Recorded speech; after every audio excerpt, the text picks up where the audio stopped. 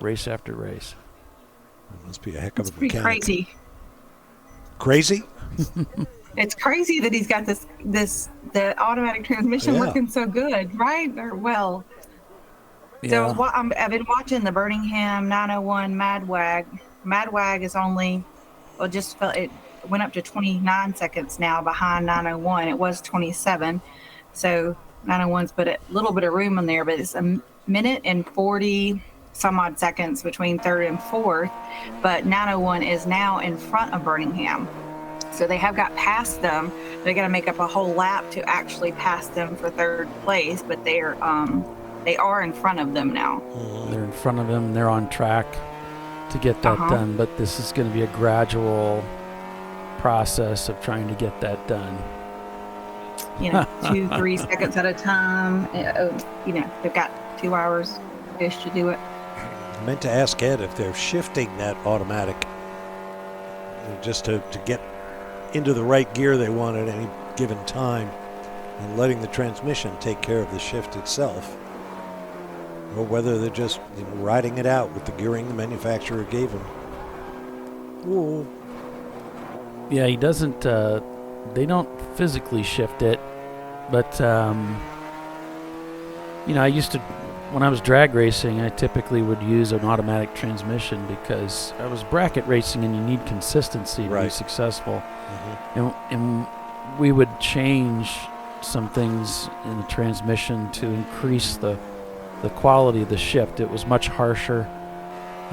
So you would change things. There's a plate that you would change, and there were check balls that you'd remove.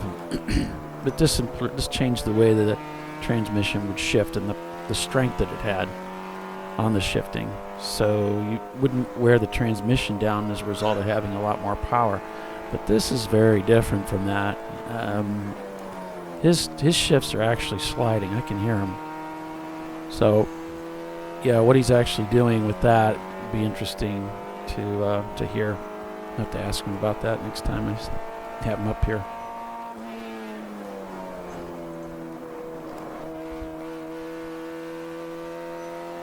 Plasma's saying it's been an hour and 46 minutes since the last purple 35. The previous was at 1:14.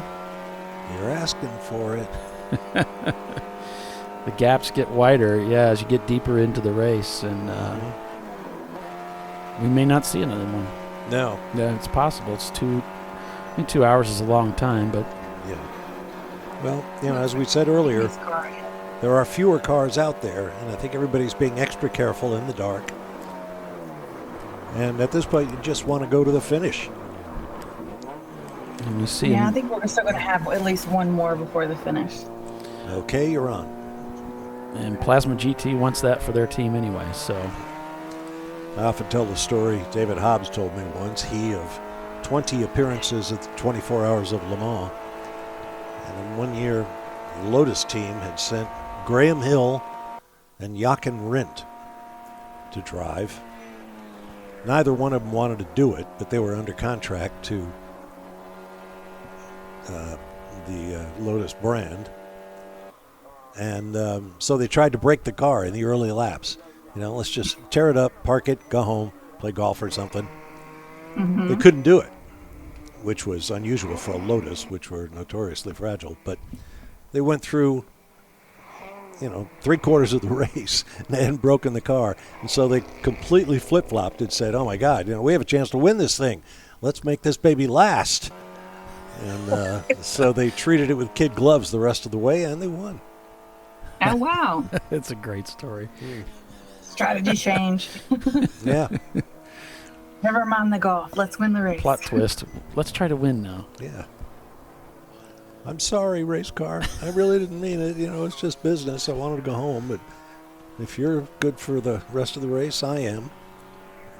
Right. An interesting note came from the race control logs that in Team Infinity was busted for 4 off and continue in turn 5. So something happened there where the car did get off the racetrack. Now they didn't. There's no black flag or penalty for that. It's just something they note. Mm-hmm. as Team Infinity comes through this complex, corner complex here, heading up the hill to 11. And getting the pass done on another competitor here. And that was the Dingus car that they just passed.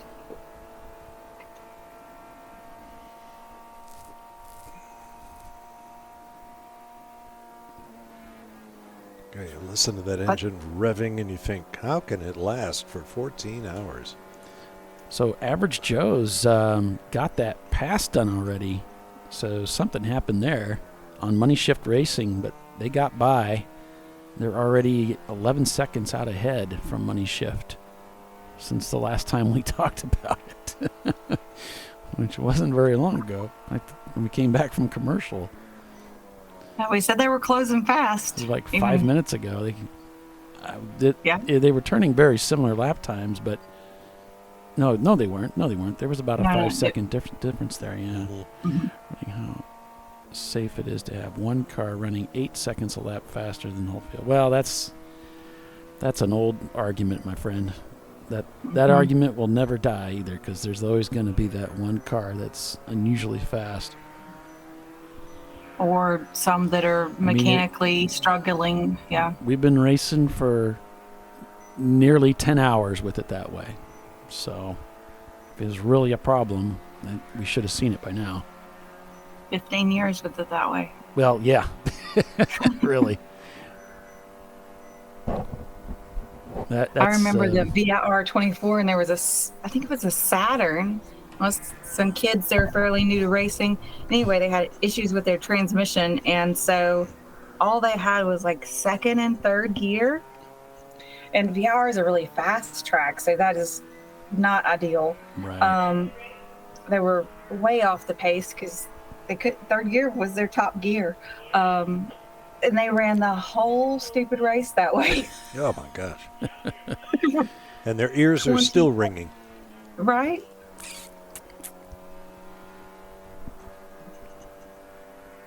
And nobody hit them. And, the closing speed on some of the cars with that car were incredible. Yeah. But everybody made it work. So it happens. Huzzah.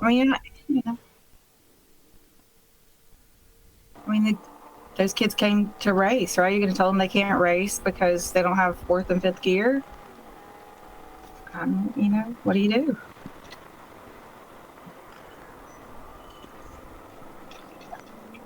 You let them race. Yep. And they finish the race. So Team Infinity back out there.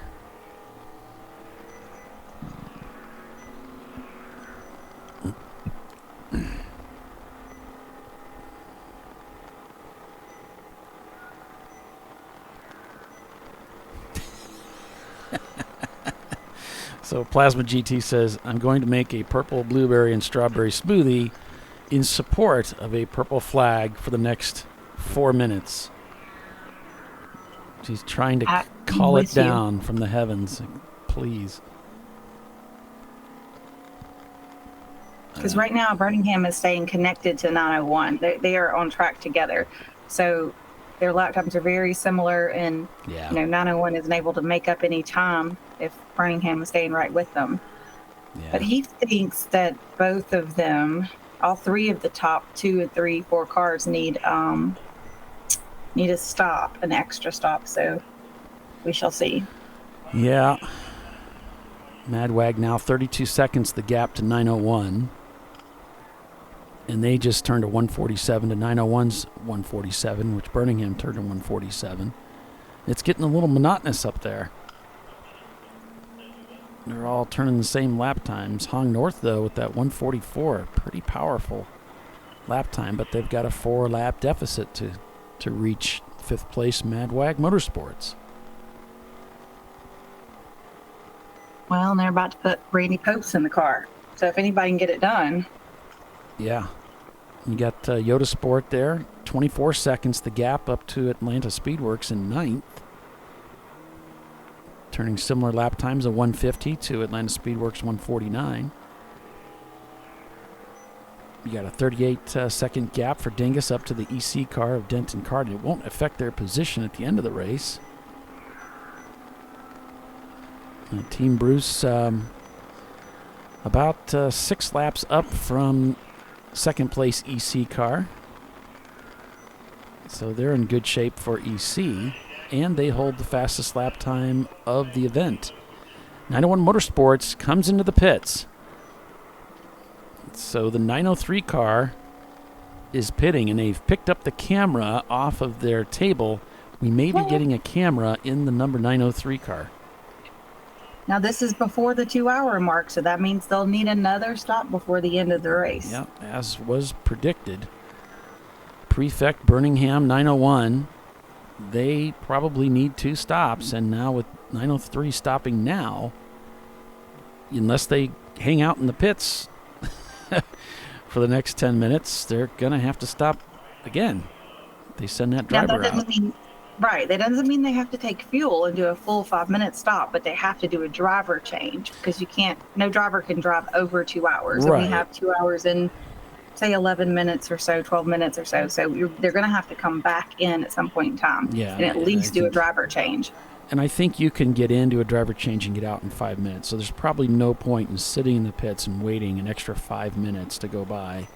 You might as well send the driver out, make that driver change at some point. Maybe a caution comes up. You do the driver change, and then you're done. That guy brings it home. But then that means the car is going to last on fuel for 2 hours and 10 minutes. Yep. So, but they will be coming into the pits, so they will sit and slow for just a little bit, and they got to keep that in mind as they go throughout the rest of the event. That they may not get a caution, and that means they're going to be full throttle all the way around the racetrack for the first time in the whole day, because they're going to be 2 hours of green flag racing is going to use more fuel. We don't get any, And we know that the cooler conditions, the car makes a little more horsepower, goes a little faster, a little more, sucks a little more gas sometimes too. So now Birmingham is in the pits as well. Also just ahead of that 2-hour mark.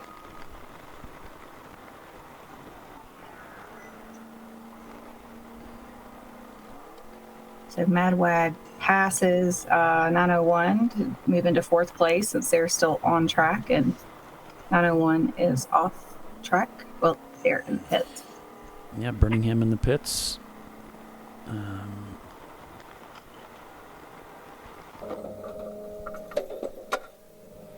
Driver change. And Atlanta Speedworks, their camera just went down here, probably because they're at that 11, 12-hour limit. So we'll see if we get another camera going for them. Take a look. Let's see what we can find there. Anybody note our exact start time? Did we start right at 8 o'clock straight up? Did those 2 laps behind the safety car run under the race clock? Yeah, I don't know. Maybe Or did they wait for the green flag before they started the clock? 9:02 is the official start time. 8:02, you mean? Or 8:02. Yeah. Okay, thank you. They did lose a couple minutes there.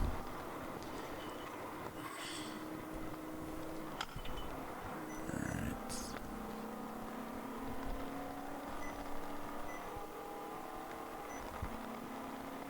Catching up on your YouTube there, Folly? Yeah, I've got to keep up on all my social. Right. My computer keeps doing the same thing. It keeps jumping out of YouTube, and I have to go log back in again. Don't they know who you are? Yeah, exactly. Would it mean anything to them? No.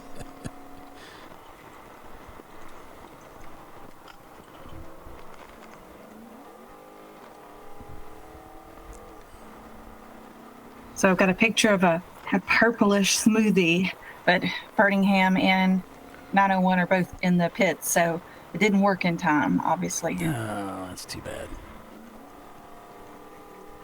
But there's still one more stop, so how that one falls. Oh,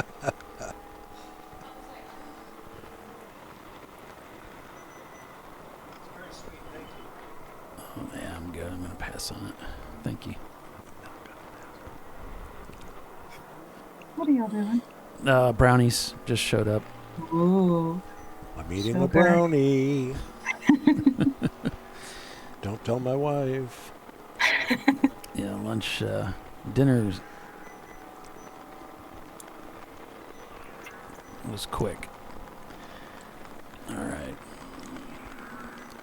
So Prefect Racing shown not turning laps. Birmingham, Mandwag, 901 Motorsport.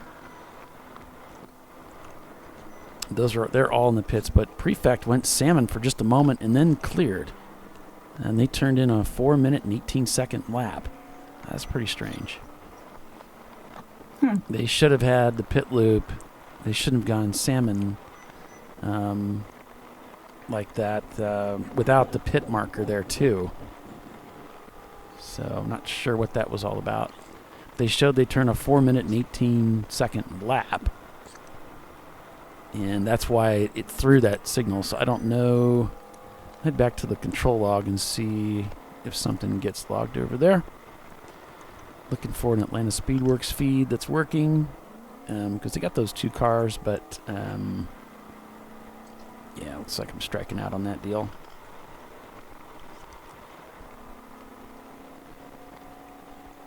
So might have just done driver only. Or maybe still holding out. If they've got enough fuel, they may be holding out for another stop to see if they get a caution. Oh, you mean they gotta have to do another one anyway. For one of those teams that stopped, you mean? Uh-huh. Yeah, just do a driver change and send them out. Mm-hmm. Since they're bumping up against the 2-hour mark, if they've got fuel, then maybe roll the dice and see if you get it soon. Get a stop But if later. you have to take it 20 minutes after That's the crazy, 2-hour though. mark or an hour and a half, it doesn't matter, right? It's still one more stop. Yeah. Man, they must have quite a bit of headroom on that fuel to make that even worth doing. Oh, Plasma is agreeing with it. My guess is Prefect hoping for a yellow in the next 20 minutes. Lexus has a huge gas tank. That's what I would be guessing too. Yeah, because it doesn't hurt them to make that gamble. Right. It'd be the same difference. Right. And maybe then they extend the period of time that they could possibly take advantage of the yellow and take fuel under that. So they rolled the dice one way and the other teams rolled it the other way, and I guess we'll see what happens. Right. So Birmingham has emerged from the pits. The Atlanta Speedworks camera's offline, but I'm showing them they crossed the pit loop too in the number 981. Washed up pro celebrity crossing the pit line, as well as Denton Carden in the EC car, the 542, and track car rental also shown in the pits. That's your top 25 that are affected.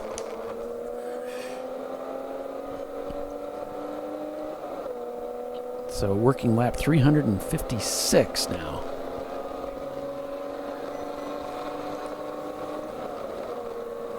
So Madwag is in now, so Birmingham is not going to lose their third place spot currently as it looks right now. If Madwag can go to the end from here, we just might be able to do that because we're close enough that if they're just now taking their stop, they'll have 2 hours left on the clock. And we know Birmingham and most likely Prefect and 901 have to come in for at least a driver's change. Yeah. Yeah, I would think Birmingham's going to have to take fuel. I can't imagine they could go 2 stints, I don't know, on one load of fuel. Prefect?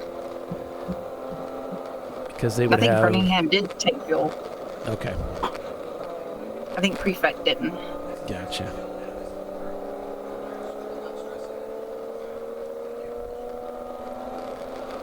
That's my guess based on the times of those. last laps. That's your professional opinion in this case? Yeah, exactly. Oh, man. I do love strategy, though. Yeah, it's cool. It's like a chess game. It's fun. Well, I've been learning chess. That's my, I was like, Oh, yeah? between some of the things I do, I was like, man, I need a hobby that's not expensive. Yeah, So chess I is started not. learning chess, and that I could play into an older age as well. So yeah, I'm learning chess. Man, Cool. it's complicated. Yeah, I love it, though. It's fun. And Eddie Vedder, the leader of the race, comes to the pits at the top of the hour. So we know what that means for the remainder of this race for the Corvette.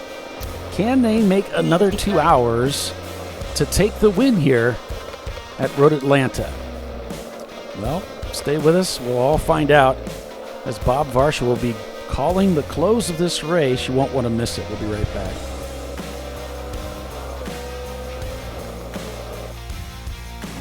An important decision is afoot. This man is about to buy tires on TireRack.com. Tire Rack is the leading online retailer of tires in North America and a repository of advice and expert reviews. And it's done! All that's left is to arrange for safe, easy installation at one of our independent recommended installers. Well, I guess he did that too. TireRack.com, the way tire buying should be. Come on, Road. Do your worst. We'll be at our best. Engineered to meet or exceed original equipment performance exclusively at AutoZone.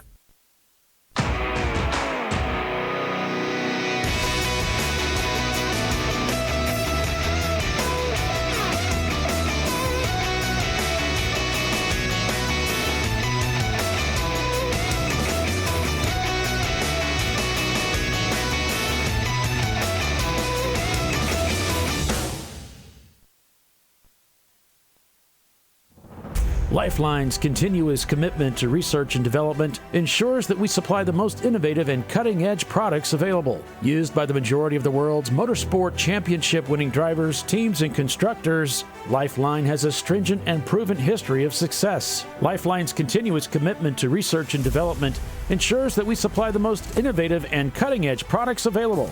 Lifeline's 0360 systems are the result of over 7 years of intensive research and development using 3M's Novik 1230 environmentally safe gas extinguishant. Lifeline uses only the finest quality components. For more information regarding our fire safety equipment and fire safety systems, please contact us at info@lifeline-fire.com. RVA Graphics and Wraps is a full-service design, signage, digital graphics, and wraps company located in Richmond, Virginia. With over 20 years of experience, RVA Graphics and Wraps offers premium signage options for your business. We are dedicated to offering our clients best-in-class service in all aspects of graphic design and application. For more information, visit us on the web at rvagfx.com.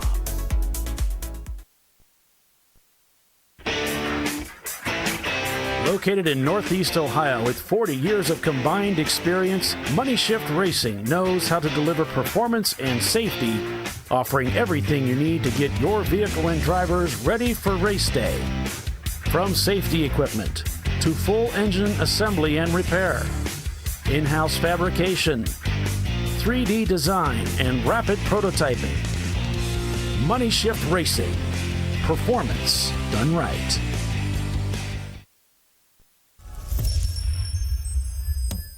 Frozen rotors from Diversified Cryogenics deliver increased performance and a higher level of safety while significantly reducing braking system costs. So to tell you a little bit about the durability of this product.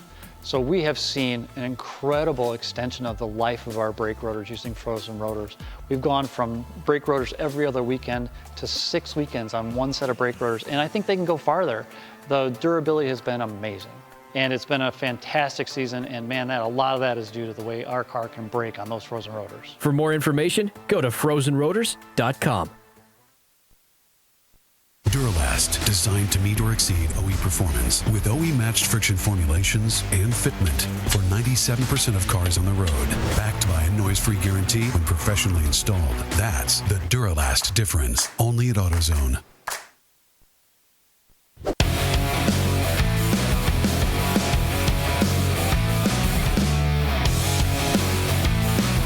Welcome back to Champ Car Live.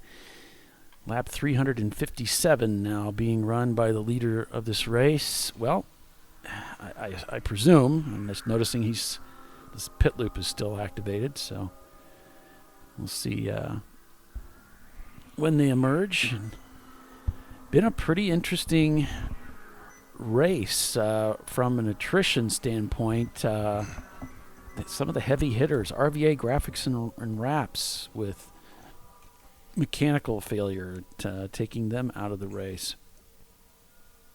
And then we had Running Bulls also struggling with mechanical issues.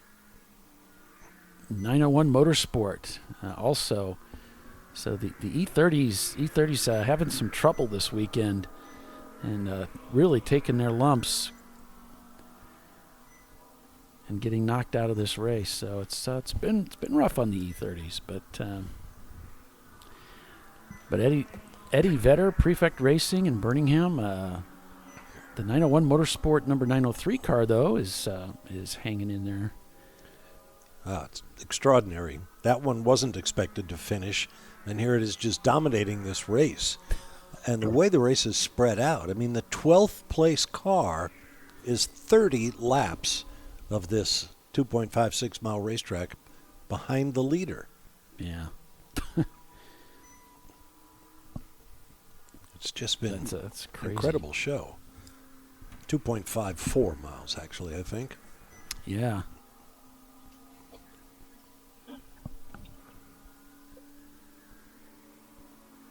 Really an extraordinary run.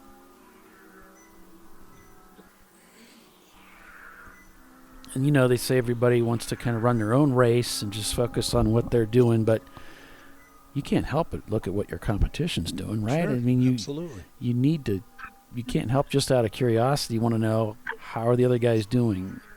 When are they going to be coming in for pit stops? When are we going to pit? What are we going to do? How many pit stops do they have left? Yeah.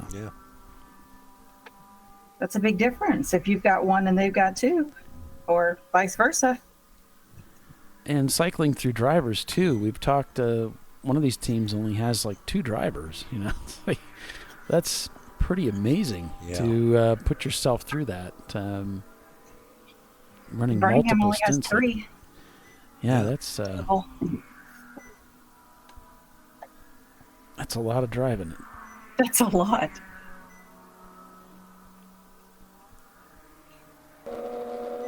On board with Birmingham Racing now in their Lexus. The car they pulled out of the trailer as it was and just put it on the racetrack to go out and drive and see what they could do with it. They did swap the trans, but I think that was about it. They said the motor was a little hurt, but it seems to be hanging in there right now. Yeah. 12 hours later.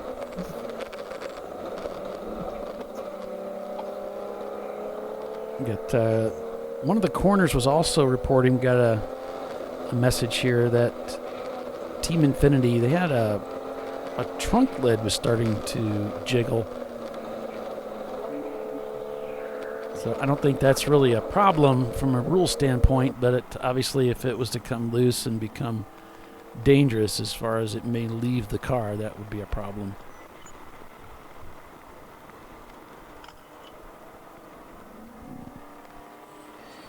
If you have a body panel that looks like it's about ready to come off the car, they will flag you in.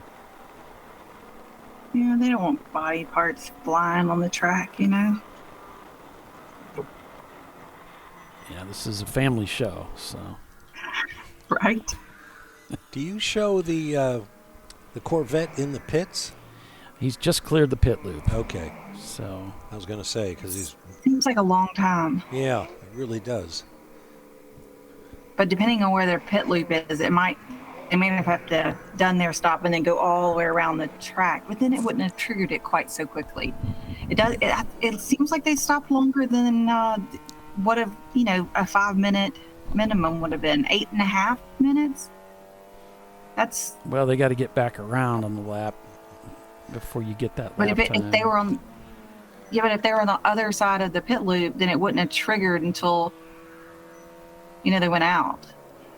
Like when they came in, it would have triggered, but they're on the see what I'm saying? Mm-hmm. If they stayed longer than normal on the pit stop, they wouldn't have to spend as much time on the track at full throttle burning fuel in this last 2 hours. True. I mean, they've got 15 laps to spare to second place, so it's not like it's going to hurt them. So they can sit there for a little bit and then go back out. Yeah, I mean, they could run to McDonald's, get a late dinner. They could easily make a trip to McDonald's and back and eat and get out there. Yep. Because it's going to take a half an hour for anybody to catch them. Just banged out a 1:45, which is right on with that EC number 11 Team Bruce Innovations BMW M3, has been their closest rival. Those are the only two cars whose best lap in this race has taken them under 1 minute 40 seconds.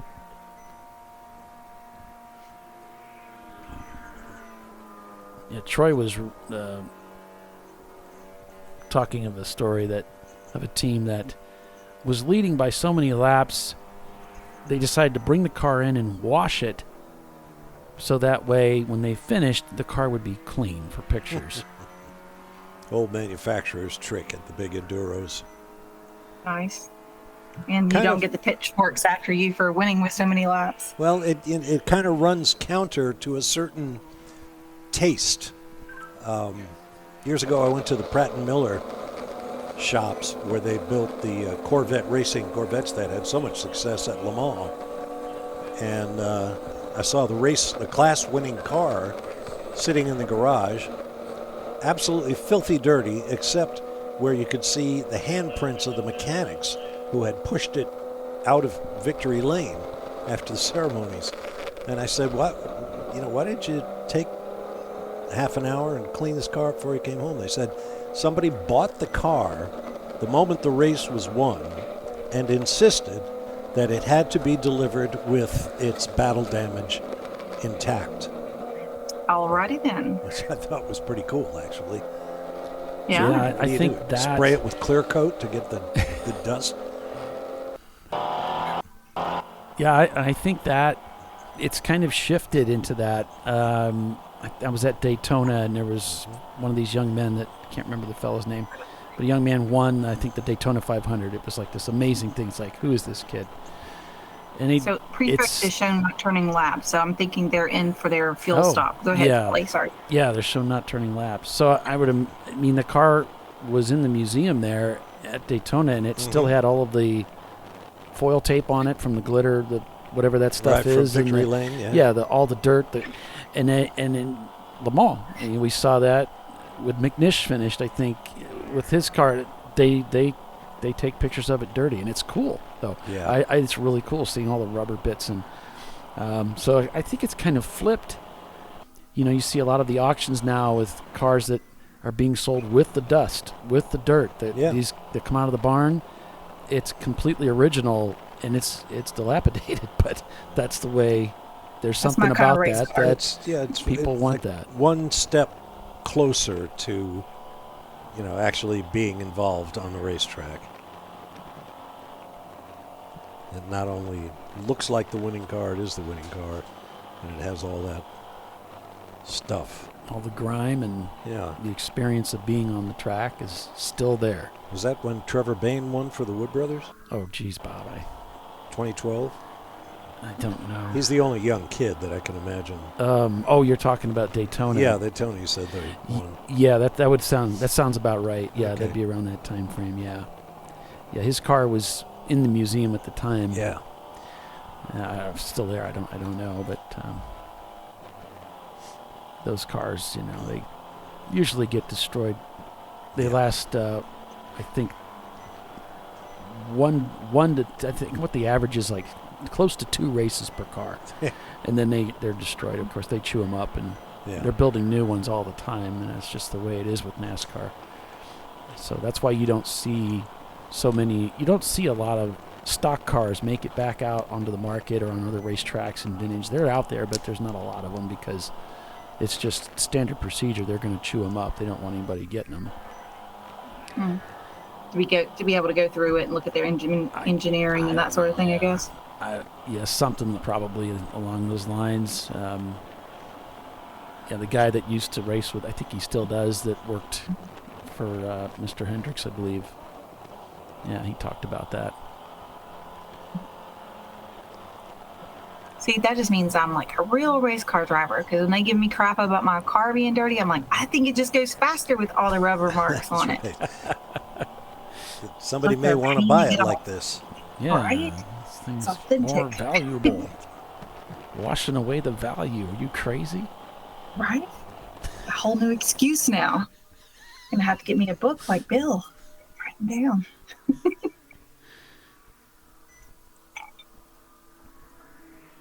So prefect, shown not turning laps. So this would be what Tiffany is seeing as, and most likely is. There, they've just cleared, and they're back on the racetrack with looks like about a almost 7 minute stop there. A 7 minute lap. So I still don't get it. Seems like it should be like 11 minutes or something. Because if they took fuel, there's no way. I don't know. How'd they get around and get all the way through pit in, all the way through pit out? But that counts as part of your make time. a lap. Yeah, it should all be rolled into the time for making it. I don't know. I mean, when you pick up your timer at pit in, the 5 minutes starts then. So as you roll towards your pit, that's clicking away. Yeah. All the way till you hand it off. Where you're losing it is the trip into pit lane to the moment where you get that clock. So you're losing time there. Yep. And then from the moment they release you till you're up to speed, making it into turn one, you lose something there. Mm-hmm. And then that would get added to your 5 minutes. So 6 minutes and 51 seconds. So you're saying you did a lap at speed, because it's 1 minute and 50 seconds, plus the 5 minutes. That's pretty incredible.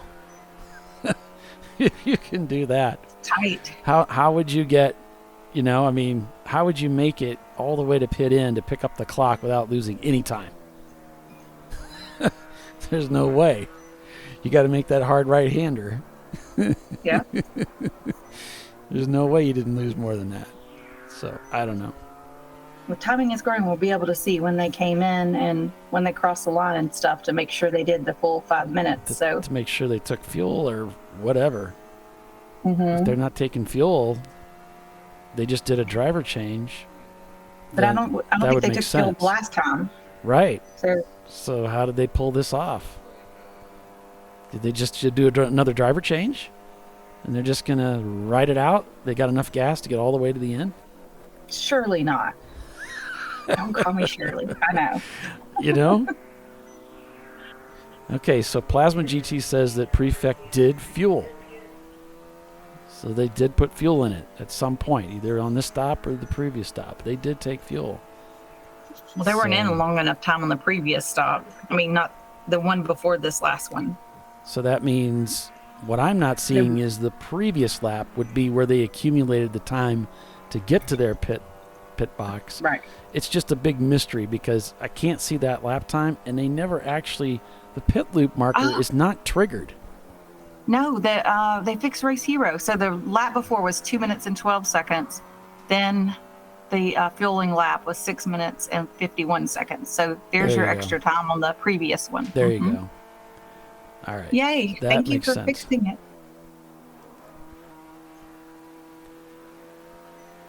I can actually see my lap. So it was the most recent stop that they definitely took fuel, according to witnesses on the ground. And the timing matches up with that. It did happen, and the timing matches up. All right, I'll sit back down.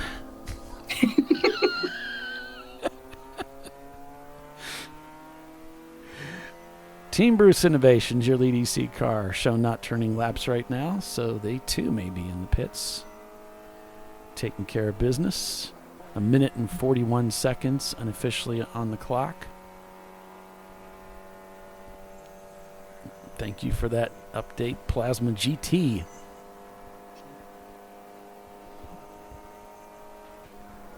All right, Team Infinity still shown in the pits, but they have left the pits. We've got them out here, but they have taken a fall through the field. So RPM continuing to distance them now for second place in D class and 11th overall. So your lead A-class car is Mad Wag. As they go over the curbing there, sounded like a floor jack going over gravel there. So B-class being led by Average Joe's now, who did get by Money Shift Racing. C-class is led by Prefect Racing. D-class by Eddie Vetter. EC by Team Bruce Innovations, if they can get back out there on the track. And F-class by What's the Rush, who hasn't turned laps for quite a while. Leader working lap 365.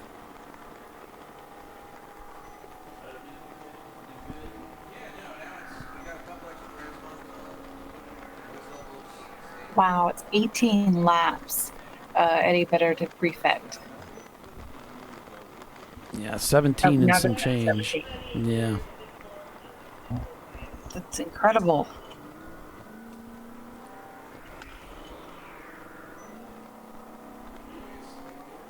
So the Denton Cardin car is having a short, and it's causing their rear lights to kind of go off and on. So they're kind of struggling with that as well. Looks like it's not. They're showing not turning laps right now, so they may be trying to fix that, or maybe they just had to come in for fuel. I'm not sure.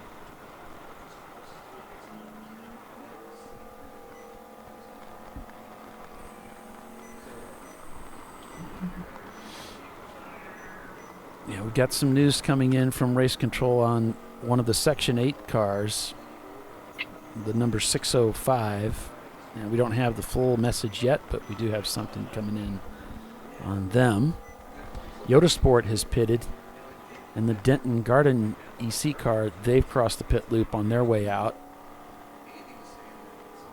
And the other Denton Garden car has also crossed the pit loop. So they might be servicing both those cars. Kind of a back-to-back type of thing. And oh no, the 901 Motorsport camera for the 903 car is in pivot mode again. This time in the other car.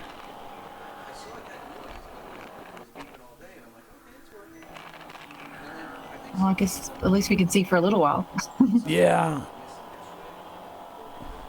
When they come down the final turn to take the checkered, though, it might be looking at us instead of or what's going on behind it. It's kind of cool. So they're actually going to meatball the Section 8 number 605, and this is due to parts falling off the car.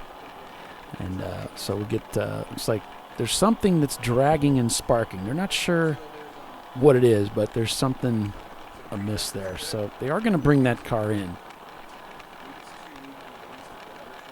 And one of the open throttle cars not turning laps now. So imagine a number of cars are coming in for that final pit stop, get that fuel, get that driver change done, and then go out and bring it home.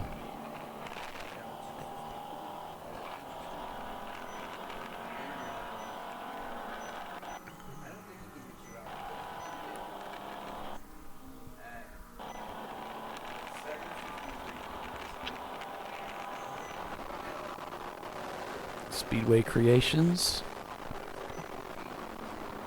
Car number 84.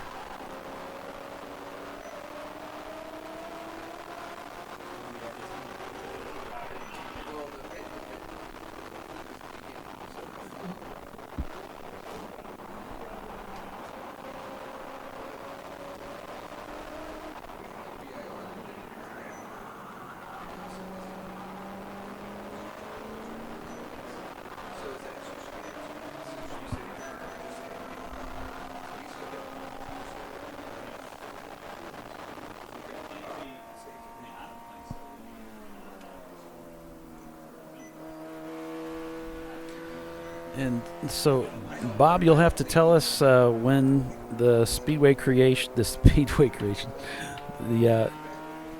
City F1 will broadcast next, so we can watch that broadcast and when you folks are talking about F1 news. Well, we're going to be on Sunday night at 8 o'clock Eastern. Ooh. That's a special edition of their regular Sunday night show, which I'm normally not a part of. But since I, sort of specialize in the Formula One stuff, they asked me to join them. Excellent. I'm going to be looking forward to that. Okay. Yeah, so we'll have to tune in and watch that. You can go to the Speed City on YouTube and click the notification bell. I always get notified when they go live, so it works really, really well. So you folks can do the same thing, so you can hear Bob Varsha and the others talk about the happenings in F1 and the latest news, and there's a lot to talk about, so it ought to be pretty interesting. Yeah. So make sure you do that. Make sure you like and subscribe and support that channel. It's really good. Thank you, Paul. So the gap between sorry to interrupt. That's okay. The gap between third and fourth is down to 1 minute and 28 seconds this last time by. So 901 has taken some time out of that gap. Before their pit stops, it was at 1 minute and 44, I believe. So now it's down to 128. And then the gap between 901 and Hung North, your fourth and fifth, is down to, I think, 1 minute and 14 I saw the last time by. So all those cars are, less than a lap apart. Yeah, while you were talking about that, Tiffany, I noticed on my screen the gap from Prefect to Birmingham is only 1 minute and 6 seconds. So after all these hours of racing, these teams are really still relatively close together. And now Hong North to 901 is 1 minute and 13. Took another second off. Yeah, this always I always find this really charming that they can race for so many hours and still end up on the same lap and like half a lap apart. They're right there up at the front. It kills me every time that happens. Now third and fourth is separated by 1 minute and 26 seconds. So does anybody know who's driving number 8? I was told by one of the officials up here in race control that Randy's getting in the car. So I don't know where that information comes from, but let's see if I can verify.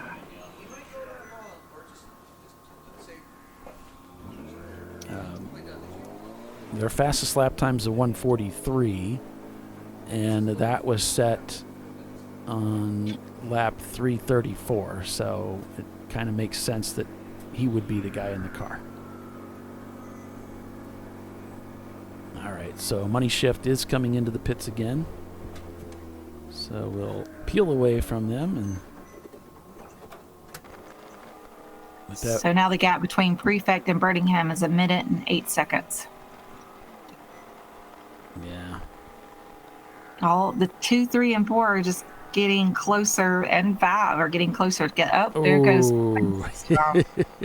Hong North sets the fastest lap time of the day for their team, a 1:43.031. My guess is Randy's in the car. Randy is dropping the hammer. Yep. Mm-hmm. The gap down to 1 minute and 11 seconds between fourth and fifth. Yeah, he could possibly do it. I don't know. That's a lot of work. An hour and a half? Maybe. There's a lot of time left in the big picture. Yeah. And that's, 901, they're on a charge of their own. They're looking at what's ahead. Birmingham. Mm-hmm. And Hong North is on a charge to catch 901. So got confirmation that Randy is doing one stint in the car. And he's in the car right now. So Plasma says they've got to pit again because they pitted at 110. This is Hong North. Oh. So let me see if this is going to tell me anything. No. But from what he's seeing on his version of Race Monitor, they pitted at 110. So if they left the pits 5 minutes early, they've got to come in again, and they have to do a driver change. Mm.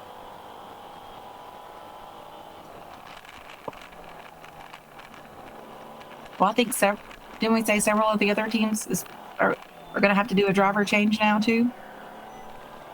I think that they did their pit stop though. So Birmingham had to do 2. So we know Prefect did 2, right? So no, Prefect did 2 because they rolled the dice the other way. Yeah, so they did the driver change first, then the fuel. But I think Birmingham and 901 still have to do a driver change towards the end of the race. Yeah, that could be. Or before the end. So that's where those gaps are going to get stretched out. That's why they were so close all of a sudden. That's going to get stretched out. Unless they end up getting to do it under caution or something, then that totally changes things. Yeah, so he's seeing Birmingham and 901 will need to do a driver only. That'll be the minimum. They would need to do a driver only. If they have the fuel to go to the end. Yeah. And if they, if they stopped just short, then that's what they would do. They could probably get away with it. Mm-hmm.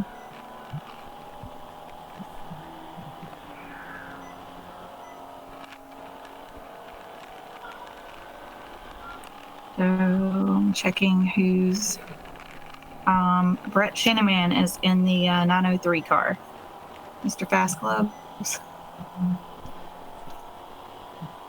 Yeah, this is the time to have him in the car, but they're going to have to do a driver change. That's assuming, put your fast guy in now, take it out as far as you can. Probably not going to get a yellow, but just in case you do, you're going to have to take advantage of that. Right. And that's what they're pretty much saying, that they're hunting for a yellow driver only change, but they don't have 4th gear. So the car is hurt a little bit. Which car is that? The 903 car. Oh, okay. Yeah. Oh, Mad Wag is in the pits. 4th gear would be a big problem, I think. Really need that. That would be in 5th. Very helpful. Yeah, you're stuck in 5th. That's going to hurt you. Those slower corners are going to be torture. The ones that are too fast to really need 3rd. Yeah. So you're having to take them in 5th. Yeah, that's. I'm sure they want, when they get to turn 6, they want that 4th gear. They definitely want it coming out of 7. So to having to lug through in 5th, that's going to hurt you a little bit. Or go down to 3rd and then go 3rd to 5th on the back straightaway. That's going to suck too. I think Mad Wag ran a 2:08 because they were coming into the pits on that last lap. So that's going to slow you down getting in.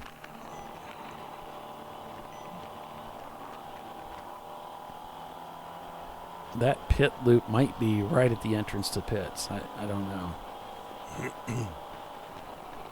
It's closer to the start finish is closer. It's usually where the pit loop is. It's closer. Right at Road Atlanta, closer to pit in than pit out.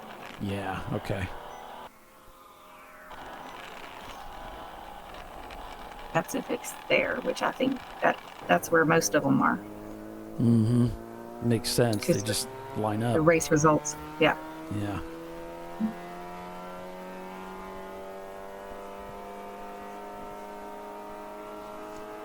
It's a pretty interesting story how Michael Schumacher won a Grand Prix in the pits. Yeah, I can't remember all of the details as to how he pulled it off, but it is a pretty interesting story.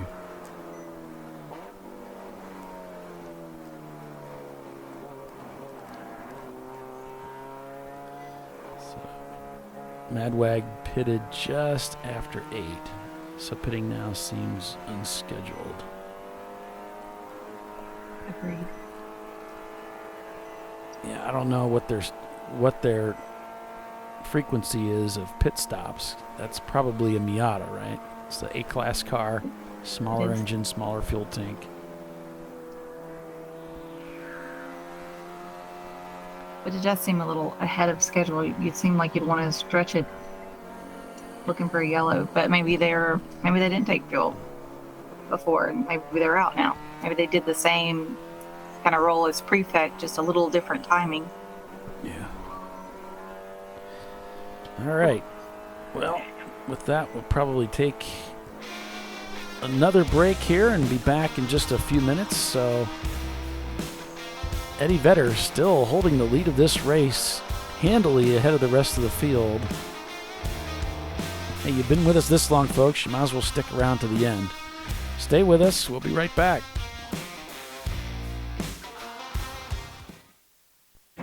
An important decision is afoot. This man is about to buy tires on TireRack.com. Tire Rack is the leading online retailer of tires in North America and a repository of advice and expert reviews. And it's done! All that's left is to arrange for safe, easy installation at one of our independent recommended installers. Well, I guess he did that too. TireRack.com, the way tire buying should be. Come on, Road. Do your worst. We'll be at our best. Engineered to meet or exceed original equipment performance exclusively at AutoZone.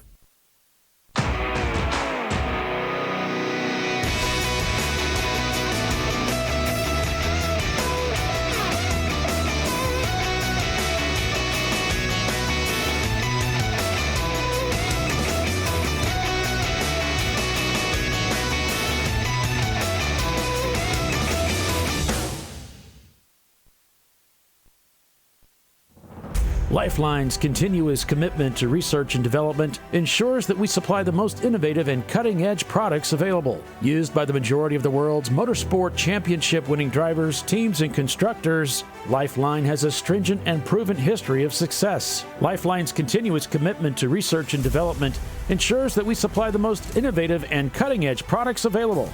Lifeline's 0360 systems are the result of over 7 years of intensive research and development using 3M's Novik 1230 environmentally safe gas extinguishant. Lifeline uses only the finest quality components. For more information regarding our fire safety equipment and fire safety systems, please contact us at info@lifeline-fire.com. RVA Graphics and Wraps is a full-service design, signage, digital graphics, and wraps company located in Richmond, Virginia. With over 20 years of experience, RVA Graphics and Wraps offers premium signage options for your business. We are dedicated to offering our clients best-in-class service in all aspects of graphic design and application. For more information, visit us on the web at rvagfx.com.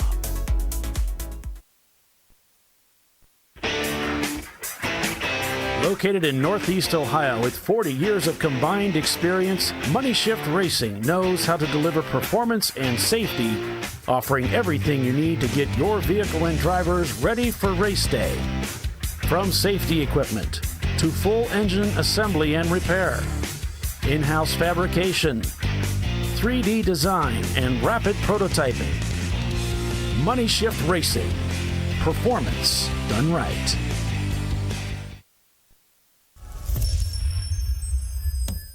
Frozen rotors from Diversified Cryogenics deliver increased performance and a higher level of safety, while significantly reducing braking system costs.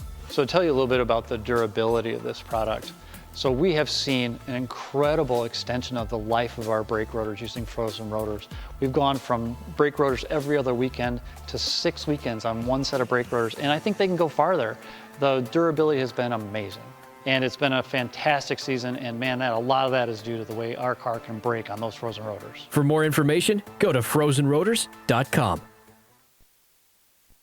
Duralast, designed to meet or exceed OE performance with OE-matched friction formulations and fitment for 97% of cars on the road. Backed by a noise-free guarantee when professionally installed. That's the Duralast difference. Only at AutoZone.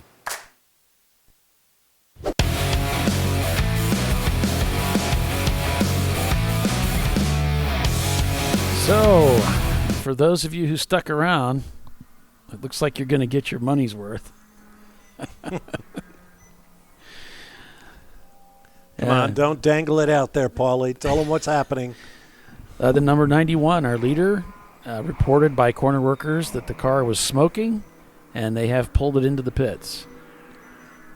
Oh, holy cow. They do not have enough laps to win if they do not get it restarted. They do not. Sorry. You got 17 laps on the field. You've been out there all day, but yeah. Now we're in 20 to go out of a 14-hour race. Well, they just cleared the pit loop, so they may have taken it back out there. You know, the smoking could have been something relatively innocent. They took the car, or it could be, you know what, we're just going to do this. We're just going out there. Going to burn it to the ground. That's right. We're taking it out either way. So they have cleared the pit loop. That doesn't necessarily mean they're back on the racetrack yet. It means they came back around apparently. So we got a 2:32 on that lap. So yeah, it would mean they went around. So drama at Road Atlanta. We'll see what that turns into. I mean, they could have, well, no, it's been a while since they fueled. It's been probably 40 minutes since they fueled. I was thinking, well, maybe they topped off the oil when they fueled, but no, if they overfilled the oil a little bit, then and it was smoking till it got right, then that would have already been happening. It wouldn't have waited a half hour to start. So that's the nicest problem that could be going on. Yeah. Well, we can there's a lot of glare for the camera, but we can still see very clearly on top of the cars from our perch here in the tower as this car comes by. And we should be able to spot them coming through and see. So there it is right there, coming across the start-finish line. And Bob, I didn't see any smoke. I didn't either, and that was a 1:49.5 lap. So they're at full speed. They're darn close to it. Well, they were doing 145s earlier. Yeah, and that's their out lap. Oh, yeah. Yeah, so they're just Yeah, that's probably full getting song. back up Well, to excuse me, speed. that's not their out. They ran their out lap. That's the second lap. Oh, okay. They did the 2:12 and They then did a that 2:12, 1:49. right.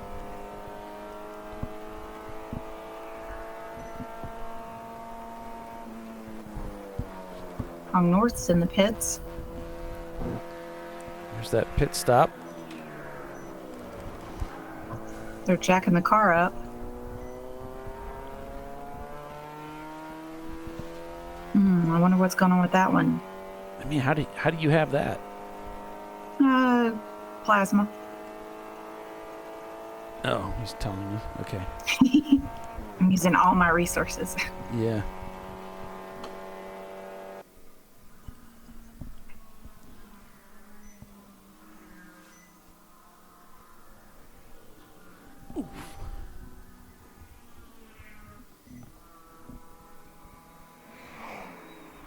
So yeah, we'll see what happens with the Corvette here as Prefect Racing comes down and crosses the start-finish line with a 1:44 on that last lap. 5 seconds faster than the leader. Let's see if they're going to take it out for a few laps and see how it does. Here he comes across the start-finish line again. The Corvette, a 1:47 on that last lap. Trims a few seconds. Again, did not see any smoke as they came down here.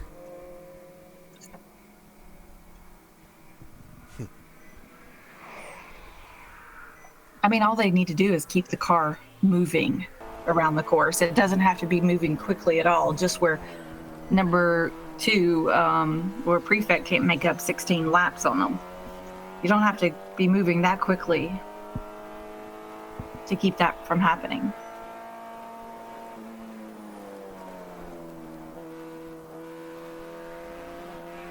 They just have to not be stopped or broke, because there's no time to, well, they actually do have, but 16 laps, if you say 16 laps at 1:45 seconds, oh, I did that wrong. I mean, they'd have 23 minutes to fix it and get back out if they had to fix something before they went a lap down. The Section 8 606 Ford Mustang 4 off and continued, so that car again in the news. This is the same car that had the problems with the running lights back just after 6 o'clock tonight.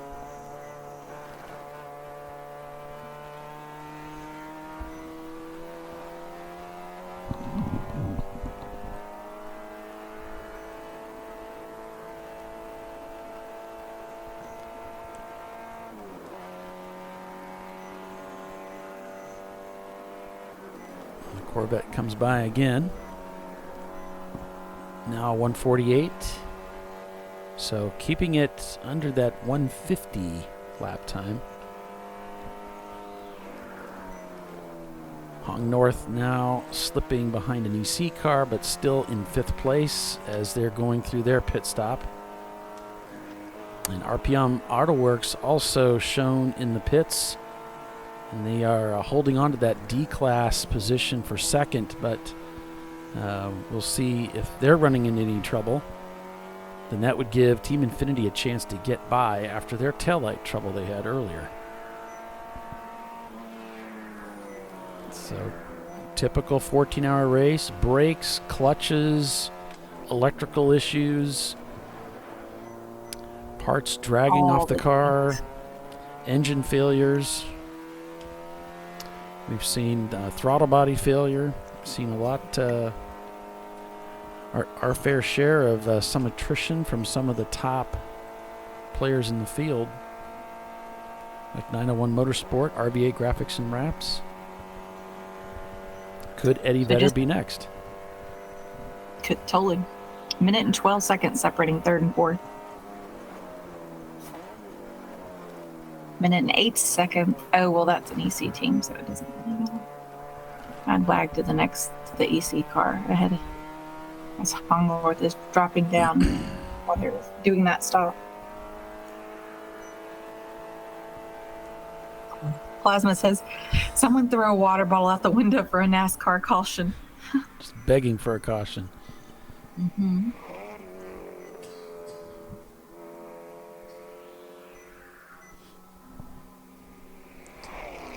Fat good that is going to do, given the gaps that we're seeing. 17 laps, 1 lap, 1 lap, 3 laps, 1 lap, 1 lap, 2 laps, 1 lap, 7 laps, 7 laps, 3 laps. You get the idea. But a lot of these teams only need a driver change only. So if they could do that driver change under caution, they could virtually lose nothing. Yeah. Which obviously is what they want to do.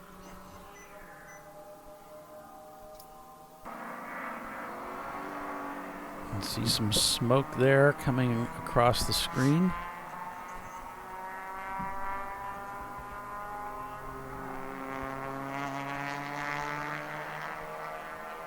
A 1:10 separating 3rd and 4th.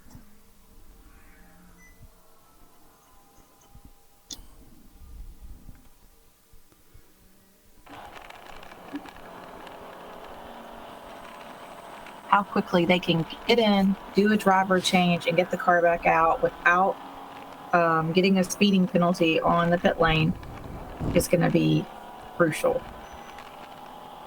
Especially if 3rd and 4th both have to take it under green flag conditions.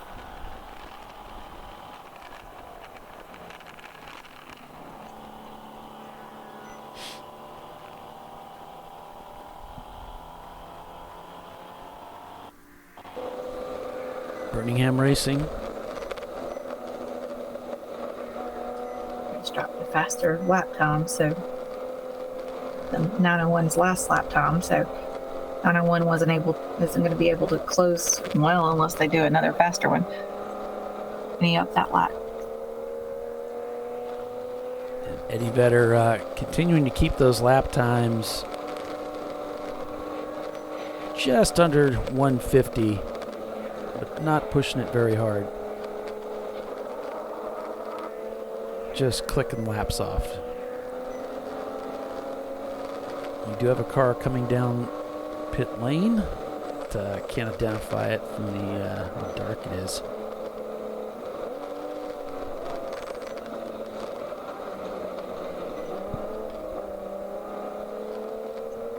On board with Team Infinity. They've had their share of electrical issues, but have managed to get the car back out there. Looks like Ed at the wheel.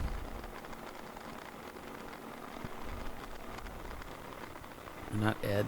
Yeah, Ed.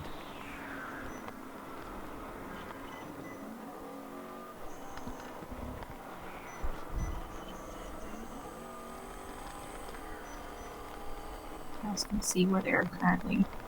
They're showing 14th with 2 EC cars, so they're currently in 12th position. A stout position given their struggles today. Yeah, it really is. And I'm really proud of Money Shift Racing for sticking to this with a car that's been really difficult to drive for a long time. And those guys are just sticking it out.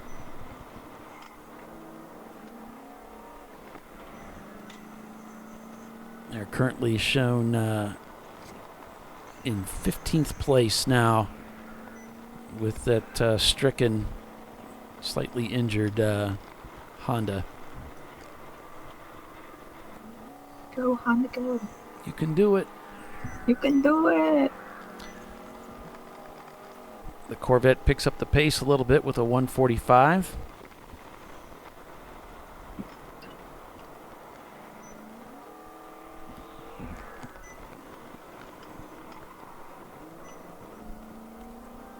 Angry Bee Racing observed with a 4 off and continue over there in turn number 7.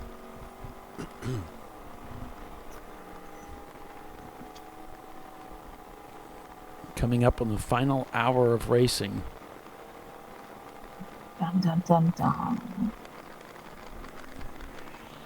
So Eddie Vedder getting closer and closer to sealing the deal on this win. They do not need to be running at the end of the race to win the race. This will be all about the number of laps that you do.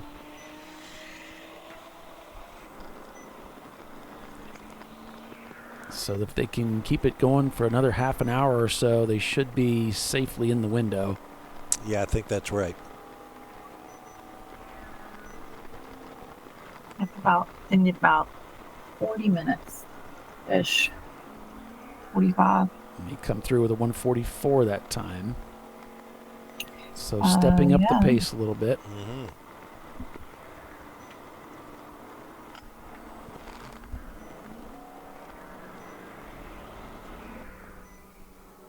But that's a big difference in a 149, so. Yeah.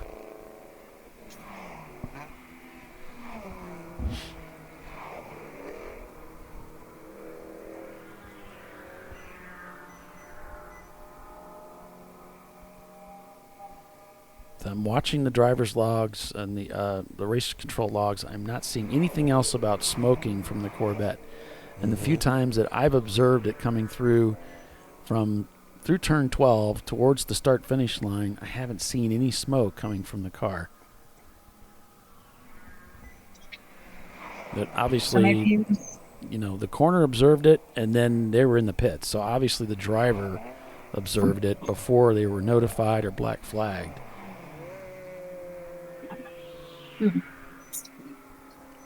What could cause that and then stop? Odd. Well, the pit stop wasn't that long ago. Right. So if they left the oil cap off or loose, or if the dipstick was checked but it didn't get back in all the way, then there could be some oil coming out there, and then they could just stick it back in, clean it up real quick, and send it out. It was about 35 to 40 minutes after their fuel stop that they came back in. Yeah, it's a pretty good gap. Usually, if you leave a cap off or something, it's pretty much right away. And within a lap or two, you notice you have a problem. Yeah, that's what I was thinking. Unless it was just, I don't know, barely off and has to build up some kind of pressure or something to finally get it to, I don't know. I'm making up stuff. I don't know anything about that. It's late. It's down to making up stuff.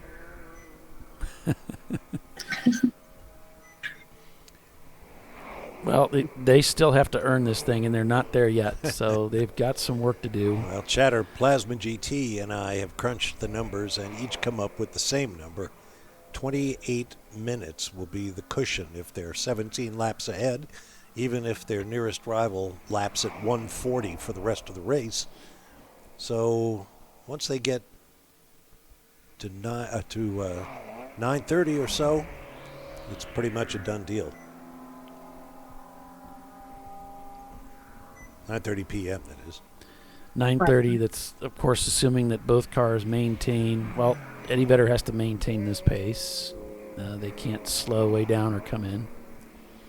They need to keep turning laps, and then, as you said, Prefect. Yeah. So.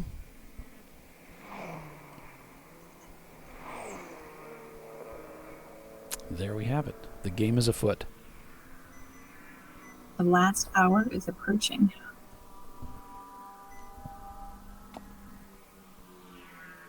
I mean, these drivers have to be tired. The cars have to be tired. Of course they are. Lord knows I'm tired. No. Yeah, I mean, a lot of us, after a 7-hour race, we go through a maintenance routine on the cars. So we didn't get that chance.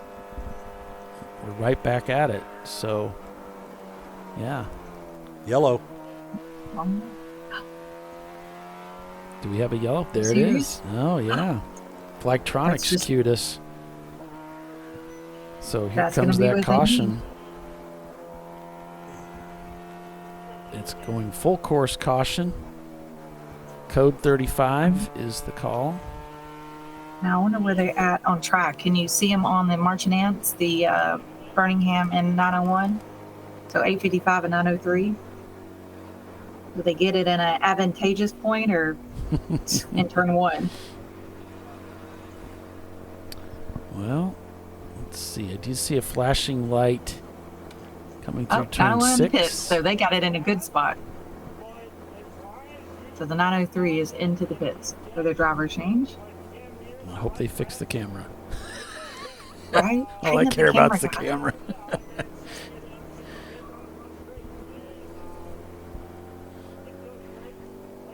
So this will slow down the field. 901 crosses that pit loop. Basically take time off the clock. So here they come.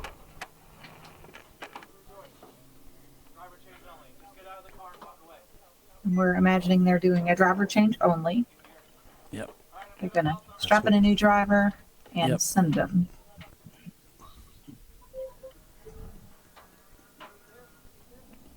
Now, where is Birmingham on the course?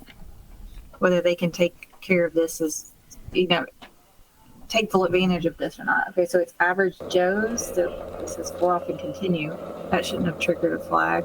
Here's Birmingham coming up 11. Coming over the hill? Yep. They're coming up over the 11, and it looks like he's coming into the pits. He's probably already on pit lane because of the delay. True. Let's see. There's the pit loop. Just crossed it. All right. There's the scene of the accident. Got a car off driver's right there. Looks like 10A, 10B if I read my pitch blackness correctly. So that would be one of these corners, or probably this one here. Now that you can see everything clearly, you can thank me later. Oh, the average Joe's off was before the yellow, so we've still got confirmation who was involved in the yellow. I'm sure the corner workers are having trouble seeing the numbers too in the darkness. Team Infinity is also coming into the pits. Something's not happy. Something's squealing on that car. Looked like Dingus came in the pits too. He's talking about a brake caliper or something. These cars are hurting. They're wore out. So please don't send me out there again. Don't make me. All right, top of the hour. Drama. Just about in for the final hour of racing now here at Road Atlanta for today. So stay with us. You're watching Champ Car Live presented by AutoZone. We'll be right back.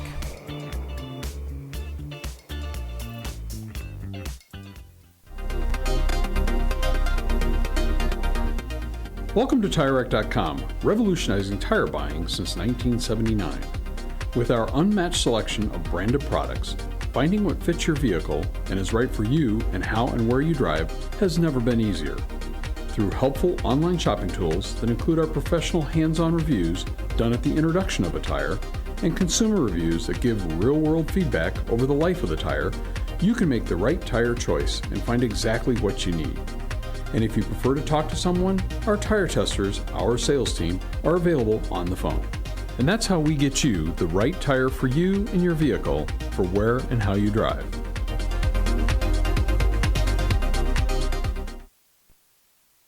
At AutoZone, you get what you need when you need it. Got a today job? Pick it up free same day at your local AutoZone. More of a tomorrow project? Order as late as 10 p.m. with free next day delivery. Getting the job done just got easier.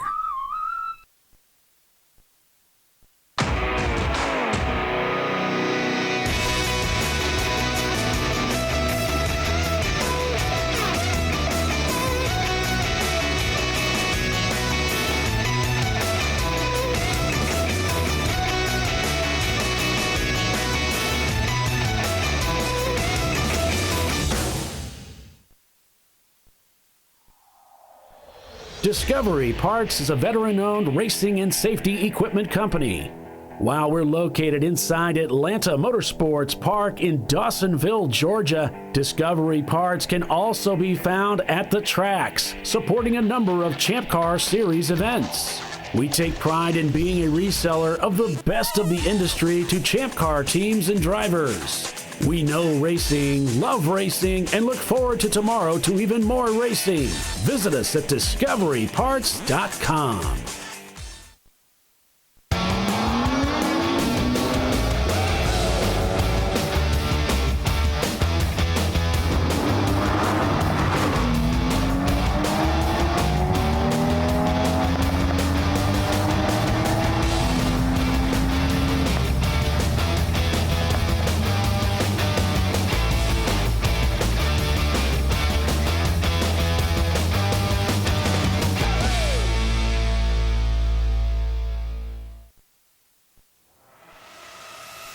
RVA Graphics and Wraps is a full-service design, signage, digital graphics, and wraps company located in Richmond, Virginia.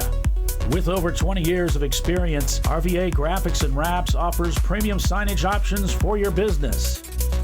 We are dedicated to offering our clients best-in-class service in all aspects of graphic design and application. For more information, visit us on the web at rvagfx.com.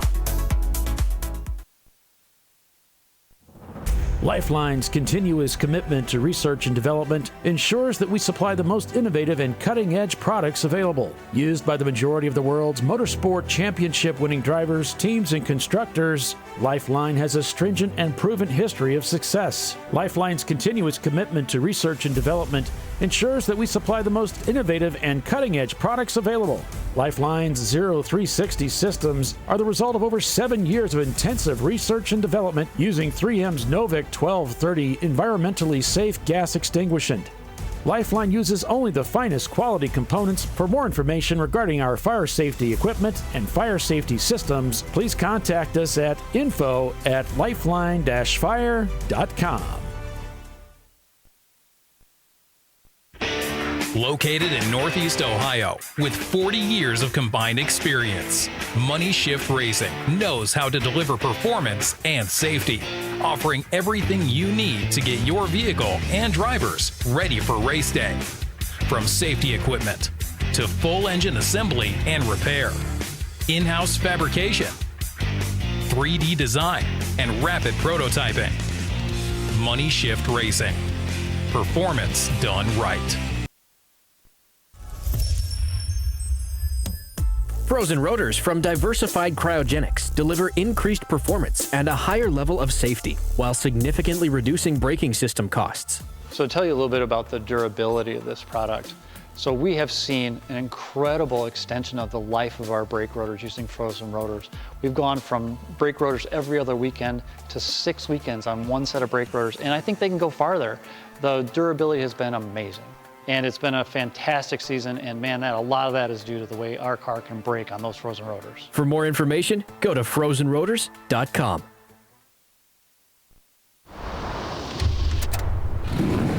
Bring on the frozen tundra, the grinding gravel, the cratered concrete, the rain-soaked streets. Come on, road. Do your worst. We'll be at our best. Reliable performance in unreliable conditions. Designed to meet or exceed original equipment performance. That's why more auto technicians choose Duralast parts. Exclusively at AutoZone.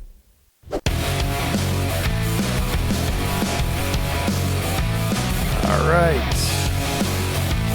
And welcome back, everyone, to ChampCar.Live, presented by AutoZone for the TireRack.com Road Atlanta 14, the final hour here as we head down to the checkered flag. So we obviously had that caution, Bob, and a couple of teams are going to get their wrists slapped. Yeah, some of the excuses are pretty creative, including one driver who said, yes, I was speeding down to the pit lane entrance because I was running out of gas. Okay. I don't know how he was going to stop flow? as he's required at pit in, but... So cars, Birmingham Racing and Average Joe's, from what we'll both get a talking to, because one of them was doing over 70 miles an hour, the other one was doing over 50 miles an hour. 64. So both of those cars we'll get a talking to because we were under the 35. Right. So when you're under the 35, you're subject to the 35 all the way to pit in. In other words, when you're under that 35 on track, you cannot accelerate down pit in to receive your clock. You have to hold that 35. So doing 76 is probably not going to fly. 76 in a 35 zone. What does he think he is, an NBA player?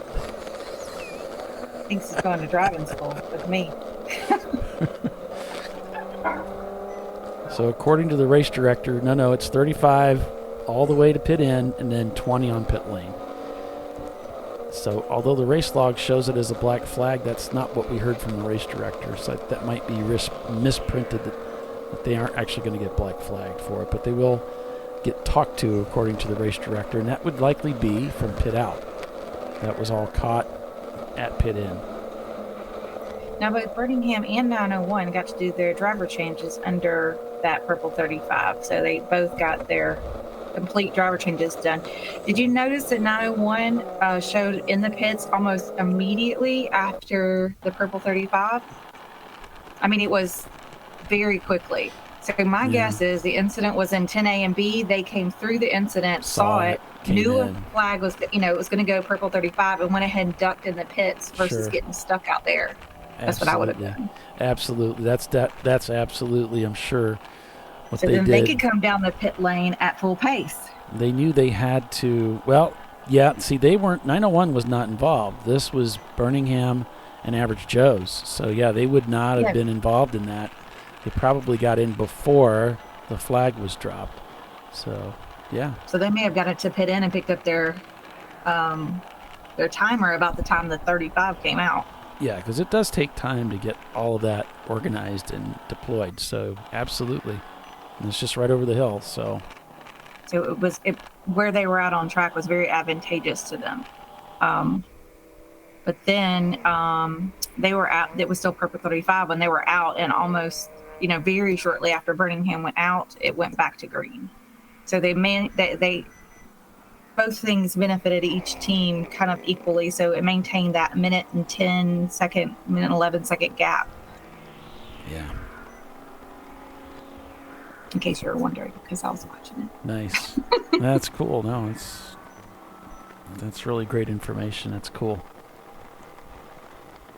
Because if you have to do that whole half a lap under 35 before you get in to take advantage of it, that's a lot more time. Yeah, you're losing advantage right there of the time that you might be able to take advantage of. So obviously 901, it's just luck does figure into it. They were in the right place at the right time, and they reacted appropriately. Made the right call, yeah. They're like, this is probably going to bring out a caution. I'm going to roll the dice on that and roll in. Sure enough. Eddie Vedder still turning those lap times, 1:45 on the last lap. And the clock is ticking.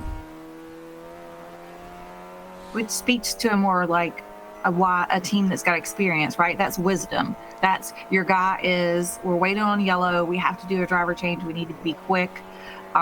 Your next driver is suited up, ready to roll. They didn't have to go find his gloves or get his helmet or anything like that. Like, he's ready to go. So your driver ducks in the pits, and then it happens seamlessly. 50 minutes to go. And it looks like Money Shift has corrected the mechanical issues they have. They just set their fastest lap time of the day with a 1:47.6. So they've got that lap time down. And I noticed as they went into turn one, they were on the throttle early. Yellow again. Oh, here we go. As they say, yellows breed yellows. Mm-hmm. RPM AutoWorks shown not turning laps. Could it be RPM AutoWorks that now has faltered? The Mustang team that's held so strong today. Second place in D class. Could they be the team that's run into trouble? That's going to help Eddie Vedder out, right? Because they're not beating on the car. They're not having to take any risks. They're not using up a bunch of fuel. I certainly could see it helping Team Infinity, because AutoWorks is so far behind. I don't think it's going to hurt. But you're saying the caution, certainly, Yeah, the leader just wants the race to be over with, but certainly not beating on the car any more than necessary. Team Infinity has an opportunity to grab second place. They're only 2 laps back on RPM.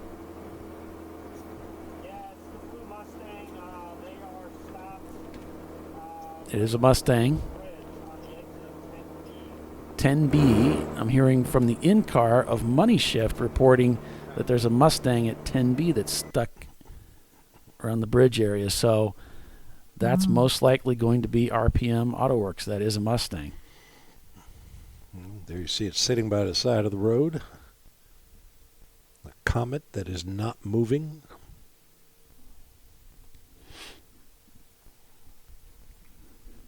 So in the prefect car, I was able to convert that is Mac. I hope I don't butcher your last name. I apologize ahead. Tabola. I'm just going to go with that one. Behind the wheel, taking this to the end. Hopefully. For prefect. Nice. Yep, confirmed in the race control logs. It is car 55 RPM AutoWorks that stopped drivers left before the bridge. Plasma says, just call him Mac. I'm going with that. I'm just calling him Mac. Mac is on the attack.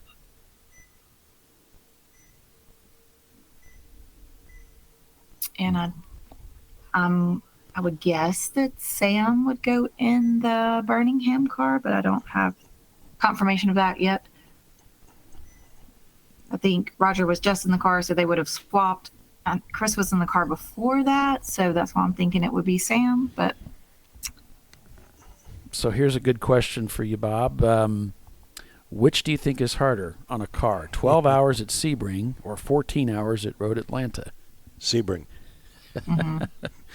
That's kind of a slam dunk answer there. Yeah, it kind of is. That's the reason all the factories across the world come to Sebring to test. Because, as they say, a 12-hour run at Sebring is like a 24-hour run anywhere else in the world.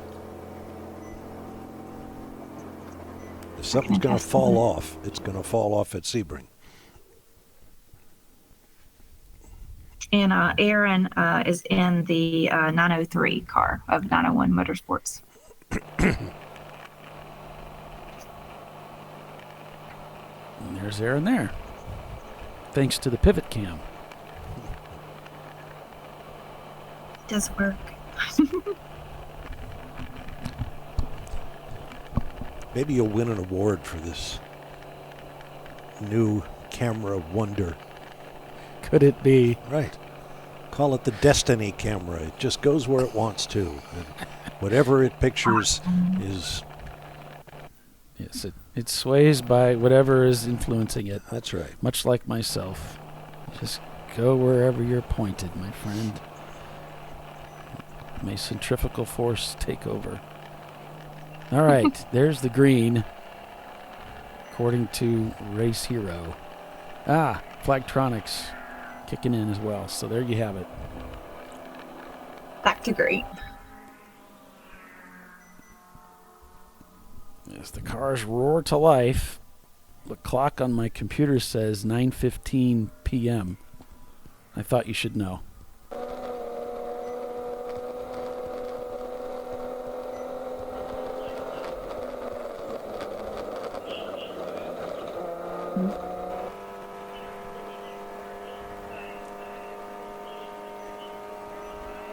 Hey.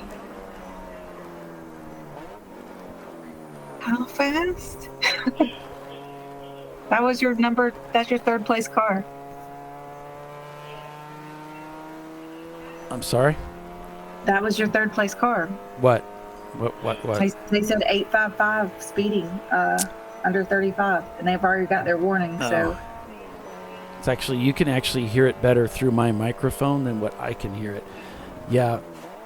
Code 35, speeding, black flag, driver counseling on they're gonna bring them Birmingham Racing. They're going to have to come in. Sam. They were counseled, and now they're going to be counseled again. This time, they're going to have to soak up a penalty. Going to be counseled with a half Nelson around their neck to make sure they're listening. That's going to cost. I mean, that's most likely going to cost them a podium finish. Yeah, 901 Motorsport now has everything in their lap here to get that podium position, and that's how these guys get up there. They don't make the silly mistakes, and the rest of us do. I think we said a minute and 10 seconds separated them, so yeah, that's gonna get them. They're gonna leapfrog. It's 84 as well. 84 is Speedway Creations.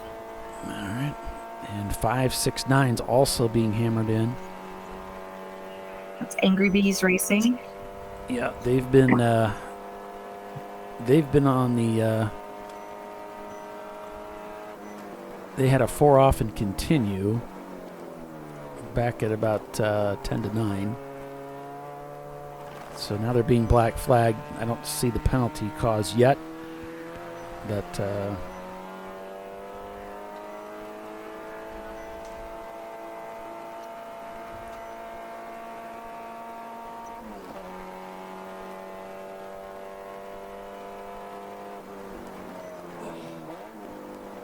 Yeah, I can hear it decently well through your mic. No longer in violation of speed limit for full course purple. So I'm not sure why the explanations behind these say no longer in violation. Yeah, that's weird, isn't it? Car's highest speed recorded, 47.52.49. So yeah, I'm not sure why it says that, but yet they're also shown that they're going to be black flagged for speeding under that code 35.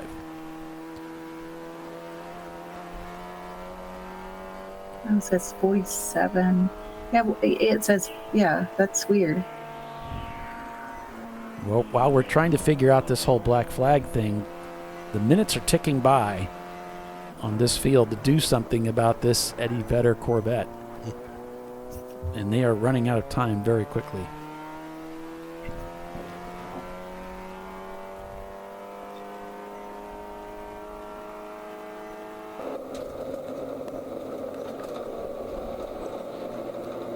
And it looks like Birmingham is bringing it in to serve that penalty. Black flag? Yeah, you got black flag this last code 35. Don't do that again. Yes, sir. Go. You always say yes, sir, no matter what, or unless it's a ma'am. Have a conversation with you. Just remind you, 35 is 35 miles an hour. I'm going to go ahead and put a timer up here. Go to pit out. Stop there. They'll get the timer and you'll be on your way. Okay. Just remember, next time there will be a penalty incurred, okay? Yes, sir. Thank you. All right. Yes, sir. So now he needs to do 20 miles an hour. He's got the timer. Don't speed. Creep, creep, creep. All right, the desire to go faster than you should be at that moment is overwhelming. Doesn't look like they're going to hold him. They just wanted to talk to him, so he will suffer that time penalty. Tiffany, it's going to be close. I think he might still fall under. That minute goes by fast. He's got to drive all the way down pit lane. We'll get the clock and see what happens here. Let's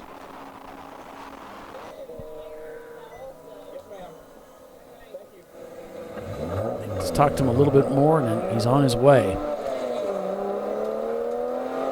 So it's showing the gap at 39 seconds right now, but he's not come around to clear to confirm that. Yep. So he's heading out of one. Let's look and see if we can figure out where 903 is in their camera. Of course, we're looking backwards here. Or sideways, southwest. Once he hits the brakes, it should pivot forward. We might get an idea of where he is on track. Bob knows this place so well, he could probably figure out from this. It could be pitch black, and he knows where he's at. Don't stop on us now, camera.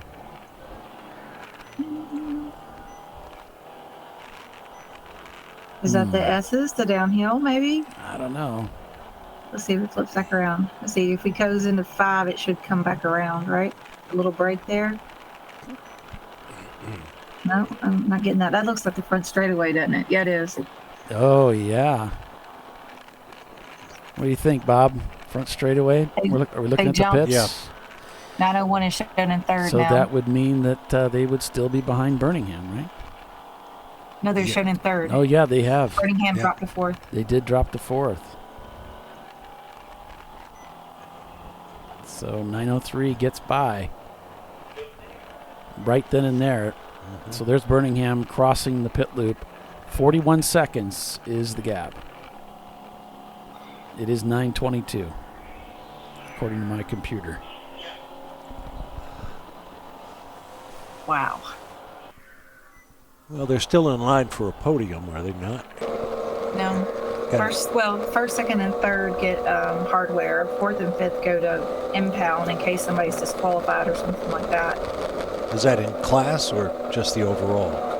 The overall. Oh. The overall. In class, the only the winner. award just is the winner? the winner of. Okay. All right. Sorry, I cut you off there, Tiffany. Tough luck. Sorry.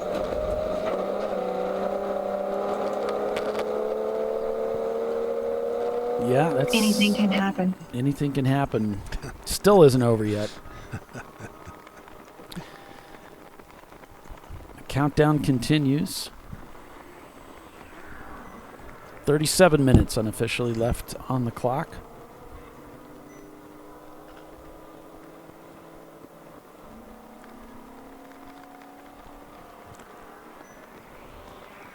About another 5 minutes till the doomsday bell rings for everybody behind the Eddie Vedder Corvette. Good point. It was? If they're going to, yeah, they're going to break, they need to do it now, right? Well, I mean, that's what the whole rest of the field is thinking, right? Yeah. They can't be caught, but they can be broken. Mm-hmm.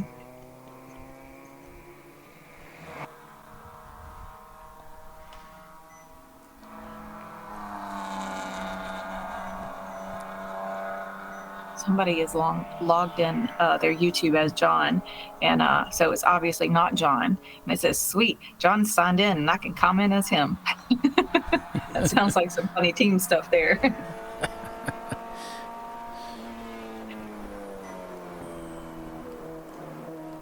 So RPM Auto Works, unfortunately, still has not left the pits, according to Race Hero. So that's allowed Team Infinity to get back around them. After suffering that electrical problem, they've got their car back around, and they've retaken second place now for D-Class.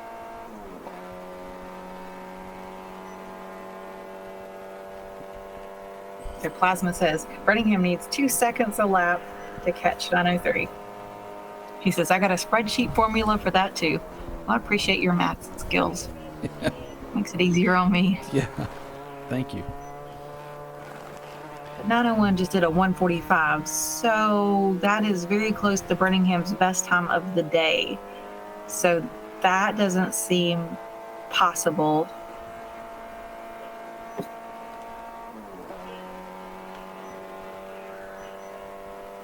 Unless something happens with the 901 car. Yeah, it doesn't seem likely they would be able to unwind the deficit and get by them with that kind of a lap time. If they're going to keep cranking those out. Because you never know. People run out of fuel at the end. Yeah. A fuse dies and kills the car with 2 laps to go. We've seen that, and someone loses the win, or the second place or whatever. Yeah, a number of years ago, it was R-Bank Racing handily leading this race when an axle broke 30 minutes from the end, and it was over. It was just like this. They dominated the race and then broke 30 minutes to go. They didn't have enough laps accumulated, and they lost the race. We see it all the time. Now, I think Eddie Vedder is pretty strongly in the catbird seat on that one. They only have a few more minutes they have to maintain, but second and third place still has the possibility of staying. We've seen the most incredible comebacks and change of events in this series. It seems impossible. Seems you couldn't write that kind of drama. No one would believe that it was true, and it's happened many times. The truth is stranger than fiction. That's true. I remember a race that I'm pretty sure Bob was calling, a Grand Am race, and I don't remember which driver it was.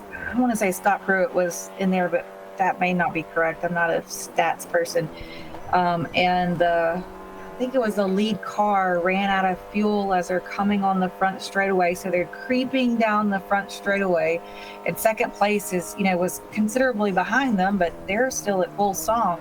So or either it was second and third. It was either first or second and third. Anyway, they passed them right at start finish and win the race as the other car is creeping out of gas towards the finish line. Like rolling, but not stopped. Jeez.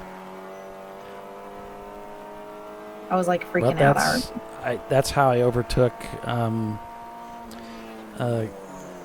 GMS at NCM in the Brew Crew car. On the final lap, they were running out of fuel, and I came down the front straightaway and passed them for position.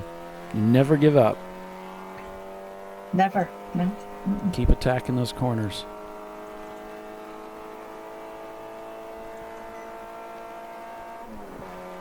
.928.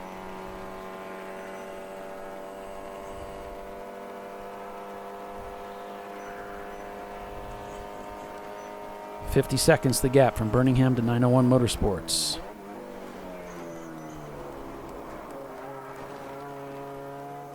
We could sticker Alice up like a checkered flag. Do black and white. Better than the polka dots, maybe? Yeah. Polka dots are easy, though, because it's just a black circle on the car. Bolt, bolt, bolt. Put them wherever you want. Still don't like the polka dots. Okay.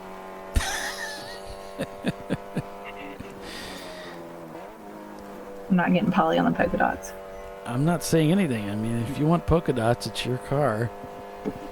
It's not a problem. I'm thinking it needs to be symmetrical, not just anywhere. It needs to be kind of like, measured out or whatever. That sounds involved. Yeah, it does. It might be too much. Might be too involved. You're right. Maybe we just eyeball it. Slap them on. Put a bunch more on one side than the other side to counter the balance, the weight of the drive. One of the, the 608 car, Berg Racing, it had stopped on track but continued. So no flag. Almost had a caution right there.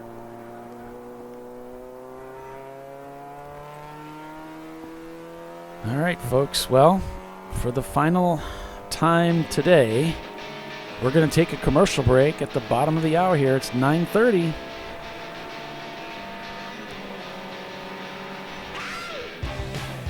Might as well stick around. You've been with us this long.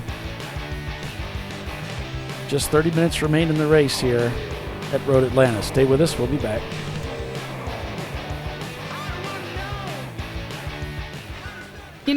I'd buy tires online. But then what?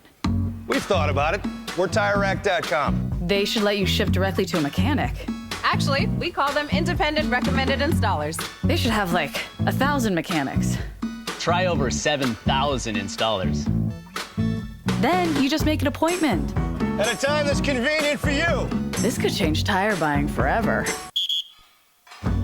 TireRack.com, the way tire buying should be.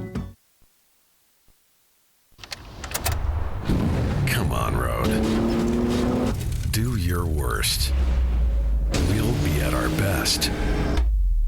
Engineered to meet or exceed original equipment performance exclusively at AutoZone. Lifeline's continuous commitment to research and development ensures that we supply the most innovative and cutting-edge products available. Used by the majority of the world's motorsport championship-winning drivers, teams, and constructors, Lifeline has a stringent and proven history of success. Lifeline's continuous commitment to research and development ensures that we supply the most innovative and cutting-edge products available. Lifeline's 0360 systems are the result of over 7 years of intensive research and development using 3M's Novik 1230 environmentally safe gas extinguishant. Lifeline uses only the finest quality components. For more information regarding our fire safety equipment and fire safety systems, please contact us at info@lifeline-fire.com.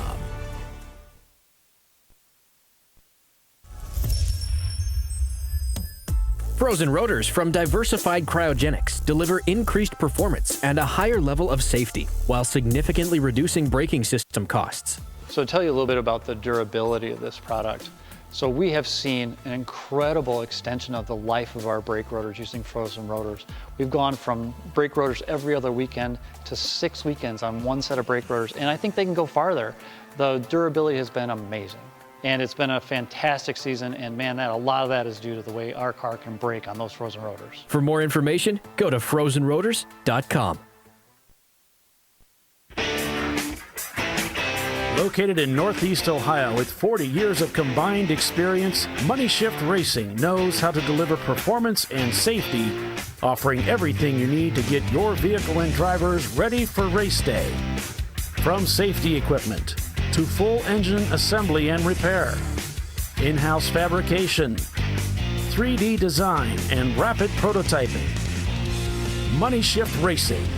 Performance done right. Discovery Parts is a veteran-owned racing and safety equipment company. While we're located inside Atlanta Motorsports Park in Dawsonville, Georgia, Discovery Parts can also be found at the tracks, supporting a number of Champ Car Series events. We take pride in being a reseller of the best of the industry to Champ Car teams and drivers. We know racing, love racing, and look forward to tomorrow to even more racing. Visit us at discoveryparts.com.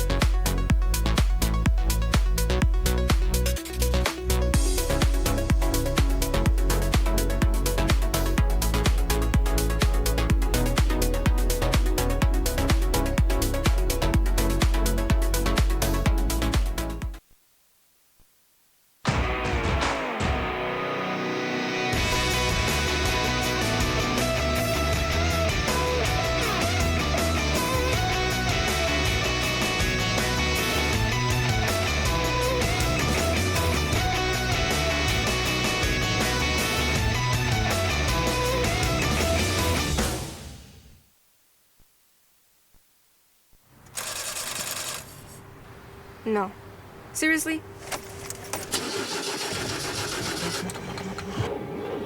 Come on. No. You for real? Dale. Really? Wow.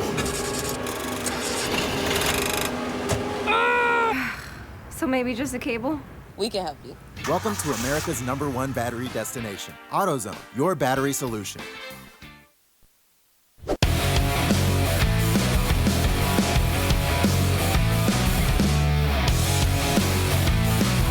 Welcome back, folks, for the conclusion of the TireRack.com Road Atlanta 14. Here on ChampCar.Live, presented by AutoZone with Bob Varsha, Tiffany Alexander, and yours truly. You know me, Paulie. So, just finishing up here the last 25 minutes of racing here. Things look pretty good and sealed up for Eddie Vedder, but we're watching the competition now between Hong North and Madwag as they're continuing to get closer and closer together. I heard from timing and scoring, Troy said, this is going to be close. This Hong North car, the MX-3, is cutting around 5 seconds a lap off that lead. As we get down to the end of this thing, they're going to be close, so that's going to be something we'll be keeping an eye on there. It should be pretty interesting. Oh, it's down to 27 seconds now. Yeah. Between Hong North and Madwag. Yeah, this is going to be fun. So Randy's out of the car now. I don't know who they've got in now. They're doing very well. And Birmingham, just too much of a gap there with that penalty. It just messed them up there. It just looks like it would be too difficult to reel in 901 unless 901 backs off. And that's a possibility there. Team Infinity in the pits. They were off, four off, and then got back on the track, and now they've come into the pits. So let's see if we can. It looks like they've actually come behind the wall even. Oh, boy.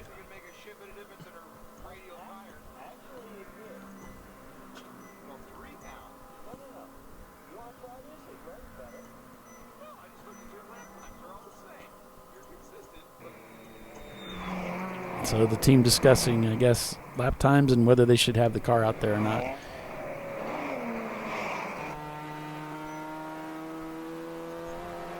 Money Shift Racing has got that car back out there, and 147 on the last lap. That's very close to their fastest lap time of the day.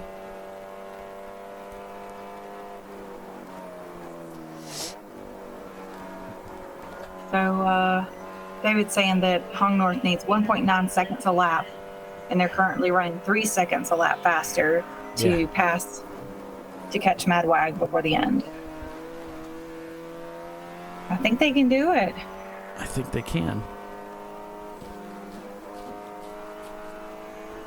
And we'll see what Madwag has to say about it. See if they got anything to throw back at them. They can turn 142s in that car. So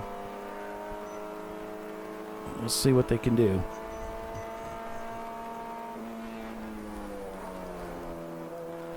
"23 seconds that last time through. The gap between Madwag and Hong North. This is for a battle over 6th place. Madwag is leading A class at this point. And the next closest competitor is back in 8th. And that's Momo Champ. Actually 7th, yeah, because we've got an EC car in there. So, oh yeah, but they've got a pretty one. good. So it's for 5th, then for Hong North. And That would be a great finish for them. I mean, 5th is nothing to shake a stick at, you know?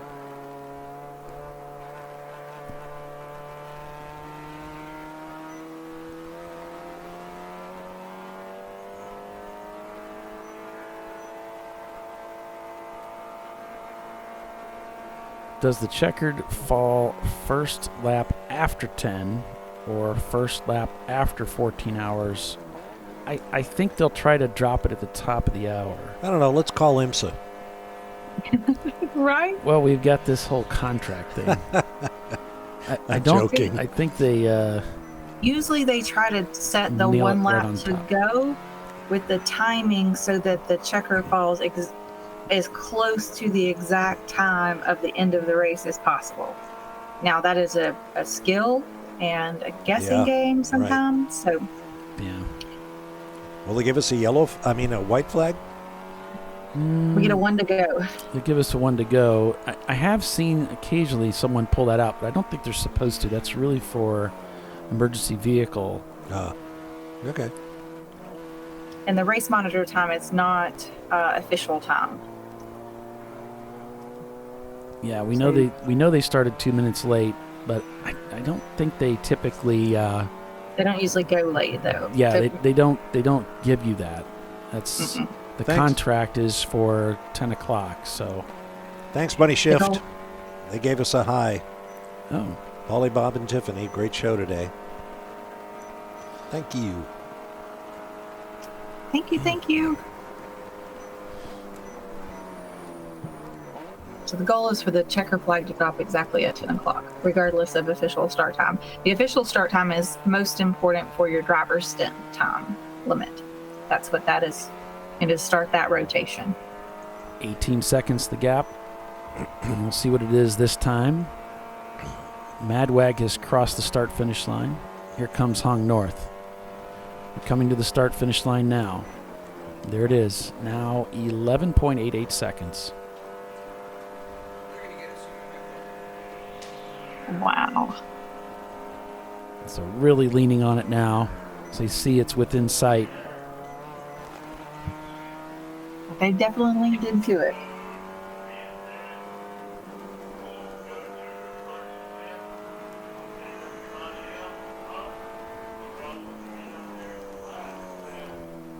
Last lap, 901. Motorsports kind of slowed down a little bit. They did a 151 to Birmingham's 149, but there's just not enough time unless they really slow down for Birmingham to make up that time. It's at a minute now. It's just not enough time.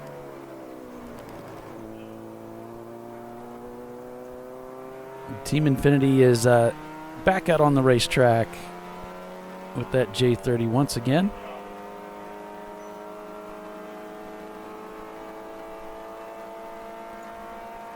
And that penalty was costly for them. 9:42 on my clock.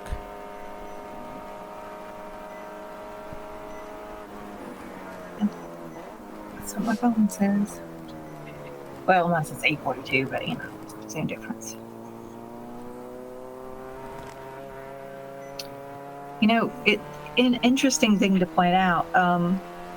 We've seen at Sebring, we saw the Boxsters be so dominant, and several other races, the Boxsters be so dominant, and then we come to Road Atlanta, and there's not a Porsche in the top 10. I don't see a Boxster. So the first Boxster I see, just doing a quick scroll through, is in 17th minus 2 EC cars, so 15th place. Somebody else just hit the pit lane at 1,000,000 miles an hour. Uh-oh. But we're not under a 35. I don't know how they feel about that. I think they don't scare the person at pit in who's giving your timer. Don't come sliding into there. Yeah. And it is risky, coming into a 90-degree corner like that. That's not really a hot part of the racetrack. It's going to be gritty. It's going to have garbage on it. People come into the pits leaking fluids. It's right up against the wall, too. You're right on the wall, so you overshoot it. You don't really have any room to you're not going gather far. it back up. I was going to say that after they finished. I didn't want to interrupt. I'm rescinding my statement. There was in the 9th place, minus an EC car, 8th place, there is an Atlanta Speedworks car, which is a Boxster. I know, I made a mistake. I can't believe it. No, you are all surprised. It is a surprise. It is a surprise. I said I did a quick look through it. 5.7 seconds the gap for Hong North to Madwag. 15 minutes to get it done. Now it's 0.9 seconds the gap for Hong North to Madwag. Boy, Hong North took a huge chunk out of Madwag that last lap. Yeah, there's 5 seconds. They had 6 seconds on the last lap. They really reeled them in. That's impressive.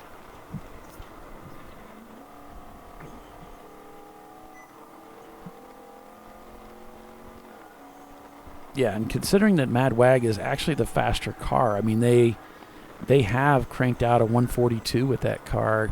Obviously, it's not performing as well as it did at the beginning of the race, or at least at lap 246 when they set that fastest lap time. Here at lap 349 for 408, I should say.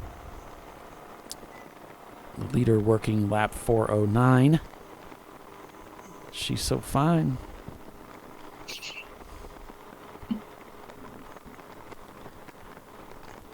Thanks for sticking with us here on the broadcast.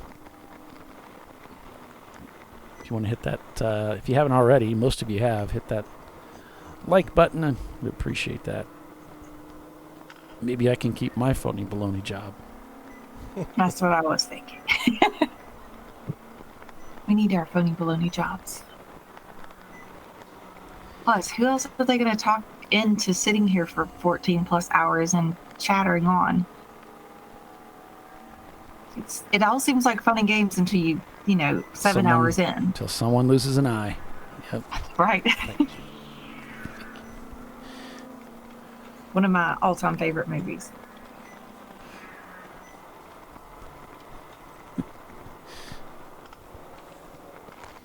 They'll shoot your eye out.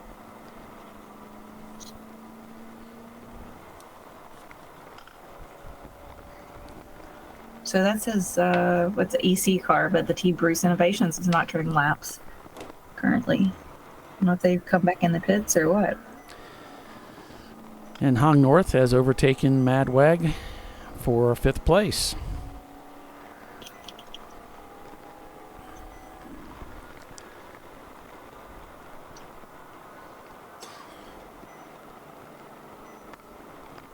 So they've let the with 12 number minutes to go. Sorry, they let the 903 know. Aaron Shanneman is behind the wheel of the 901 Motorsports car, and they've let him know to kind of back it down because they're working on a 4.5 speed transmission. They said the 4th gear is only there occasionally, So they're trying to make sure they can treat her gently and make it to the end. And there's just not enough time for Birmingham to make up that difference, even if they back off their pace. So they're feeling pretty secure with third.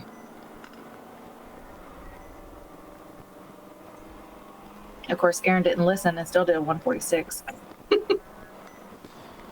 Someone bringing up point, UGA, great job. New car and racing all the way to the end. We did, I did consider putting a camera in UGA. That's University of Georgia team. And one of our school teams. Yeah. So don't want to forget about them. Congratulations, guys. Well done. Absolutely. They kept the car running all 14 hours. That is a huge accomplishment that some teams don't ever make. That is true. So they should be proud of themselves. That effort is very respectable. Absolutely.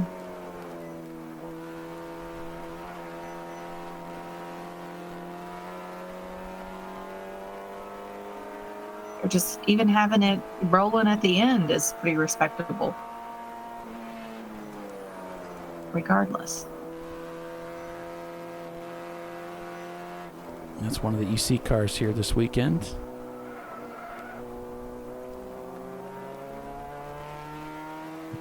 Erwin says 2 minutes to go and I can finally sleep. It's 4 a.m. here. I believe Erwin is somewhere in Europe. Ah, yes. I'm glad we're keeping you awake in a funny way. Just that entertaining, right?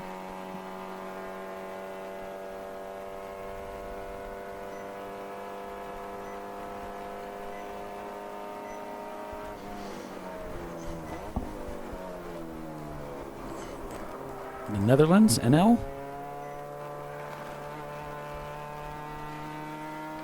The Netherlands? I don't know. NL, maybe? Is that? I don't know. Mm-hmm. Got it. Good job, Holly. Had it been Final Jeopardy, you would have got it. My wife and I watch that almost every night. We watch Jeopardy. Yeah. We go through that. She's pretty good at it. I'm pretty good at it, but her knowledge is a little more broad. Mine's more narrow focused in certain topics. Hers is a little bit more broad. So I think she's the better player because of that overall. Because there is such a broad amount of topics in that game. Yeah. You have no idea what you're going to get, but it does exercise the mind, and it's surprising. It's late at night. Usually tired from eating and everything, and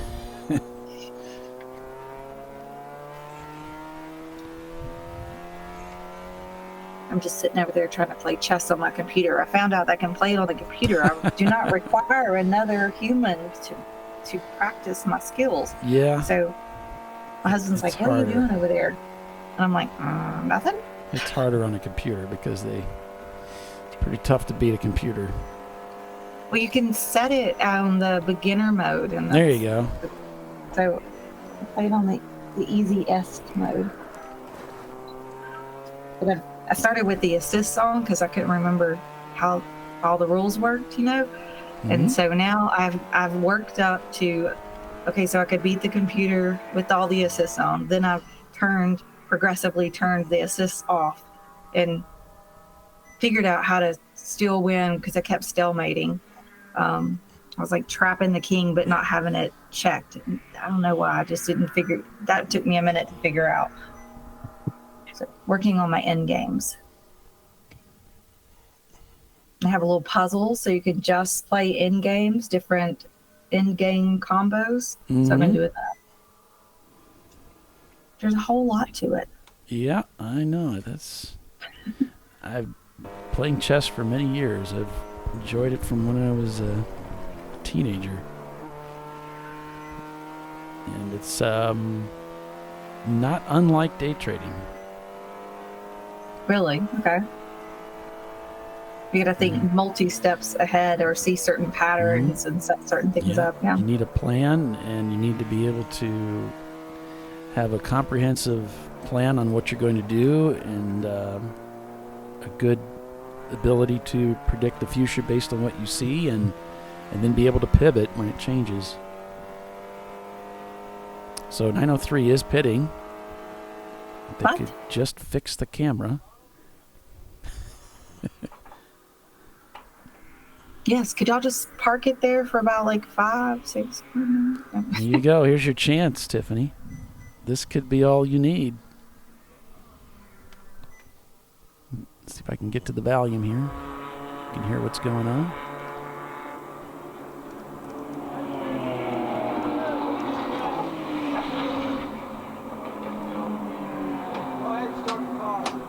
Trying to start the car.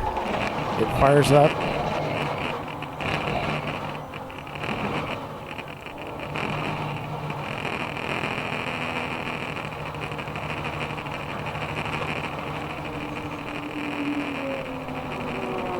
This is going to be the break that Birmingham needs.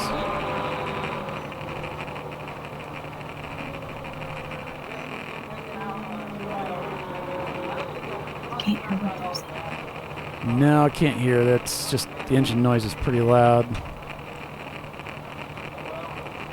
Their body movements don't suggest positivity, though. No.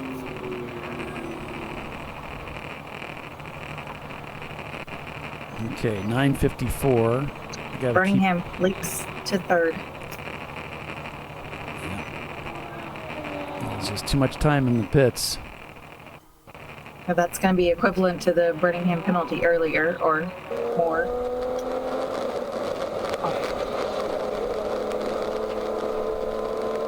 Like wow and then double wow.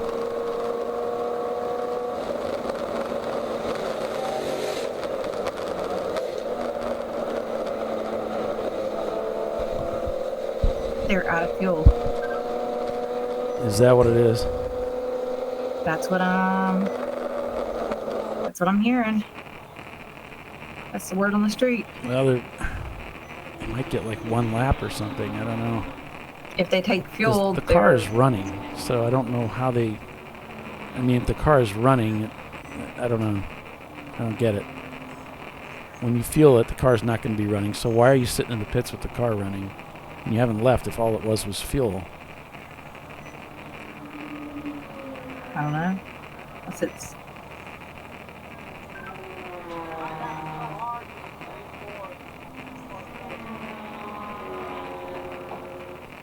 They topped it up. And they needed a splash and they just got to wait. Maybe. Yeah.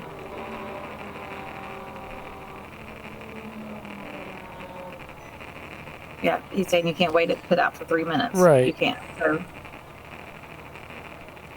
I guess you just sit there and let it idle for a while. But shoot, that's just going to build up heat.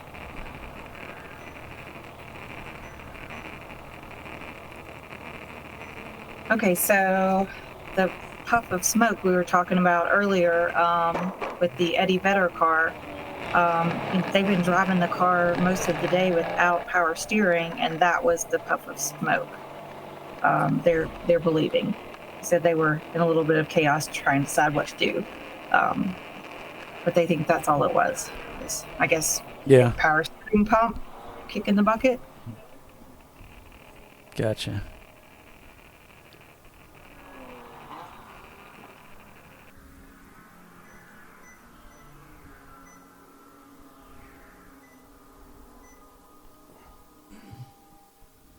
Coming down on it here, folks. Just a few minutes to go. But that just didn't quite make it on fuel, did 901 Motorsport, and that opens the door for Birmingham to reclaim third place. So Birmingham suffered a penalty that set them back, and then 901 suffers fuel consumption issues. It allows Birmingham to get back around them. Eddie Vedder still turning laps, 146 on that last lap. So they've got this securely in the bank for first place. Yeah. And second place is 4 laps up on Birmingham. So I'd say they probably have this pretty securely in the bag too. So third and fourth with the questions. Yeah, and I agree. I think that it was just a lot of green flag racing that they really hadn't experienced today until then, and it just caught up with them, even though they're down a gear.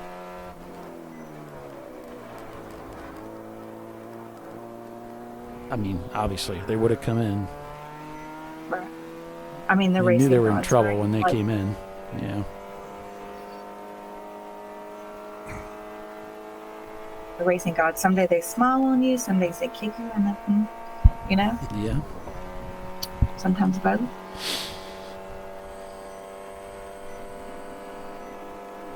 $9.59. We got to be on top of that 1 to go. I'm going to flip over here. Are we at 1 to go? Okay. Surely that's what he's doing. Yeah, he's waving. It's a furled white flag. I think he's Furled white, yeah. Yeah, that's his the 1 to go. Yeah. All right, Bob. So this should be it.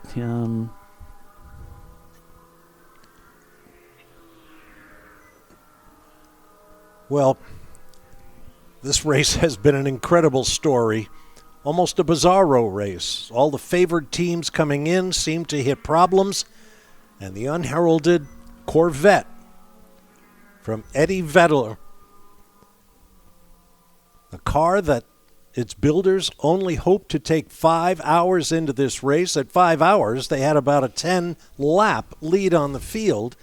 They expanded it to 18 laps, some 40 miles over the second-place car, and simply cruised from there, bulletproof the entire way. Meanwhile, behind them, as I mentioned, some of the more favored teams dropped to the side or skirmished among themselves. An absolutely astonishing day. An absolute forest of yellow flags, but the flagman now reaches for the checkered flag, and Eddie Vedder Corvette wins the TireRack.com 14 hours at Road Atlanta. Yeah, congratulations, guys. What a clinic they put on today. Just an incredible performance end to end, and didn't waver. Finishing second will be the Prefect Racing Lexus, and then another Lexus from Birmingham Racing. Much to Tiffany's delight. Yay!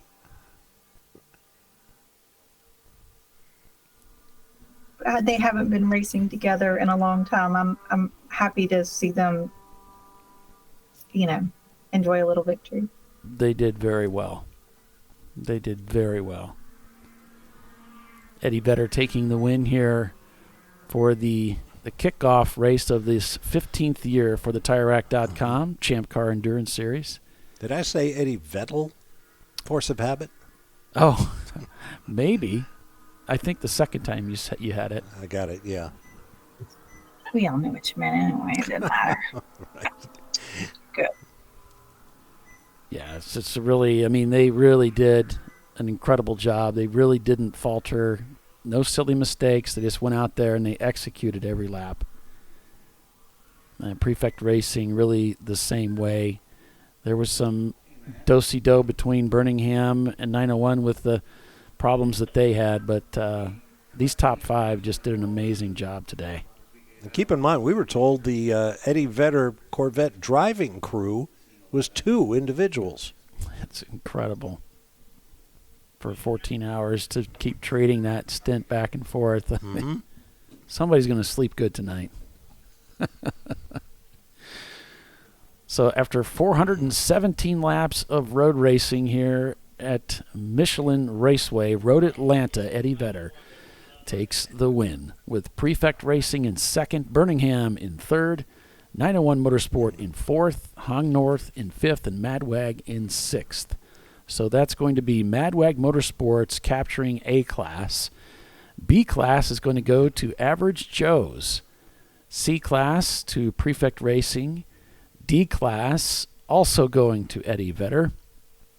EC would be awarded to Team Bruce Innovations. And F class is going to be going to, scroll down there, to What's the Rush. It looks like they got the car back out to turn some laps.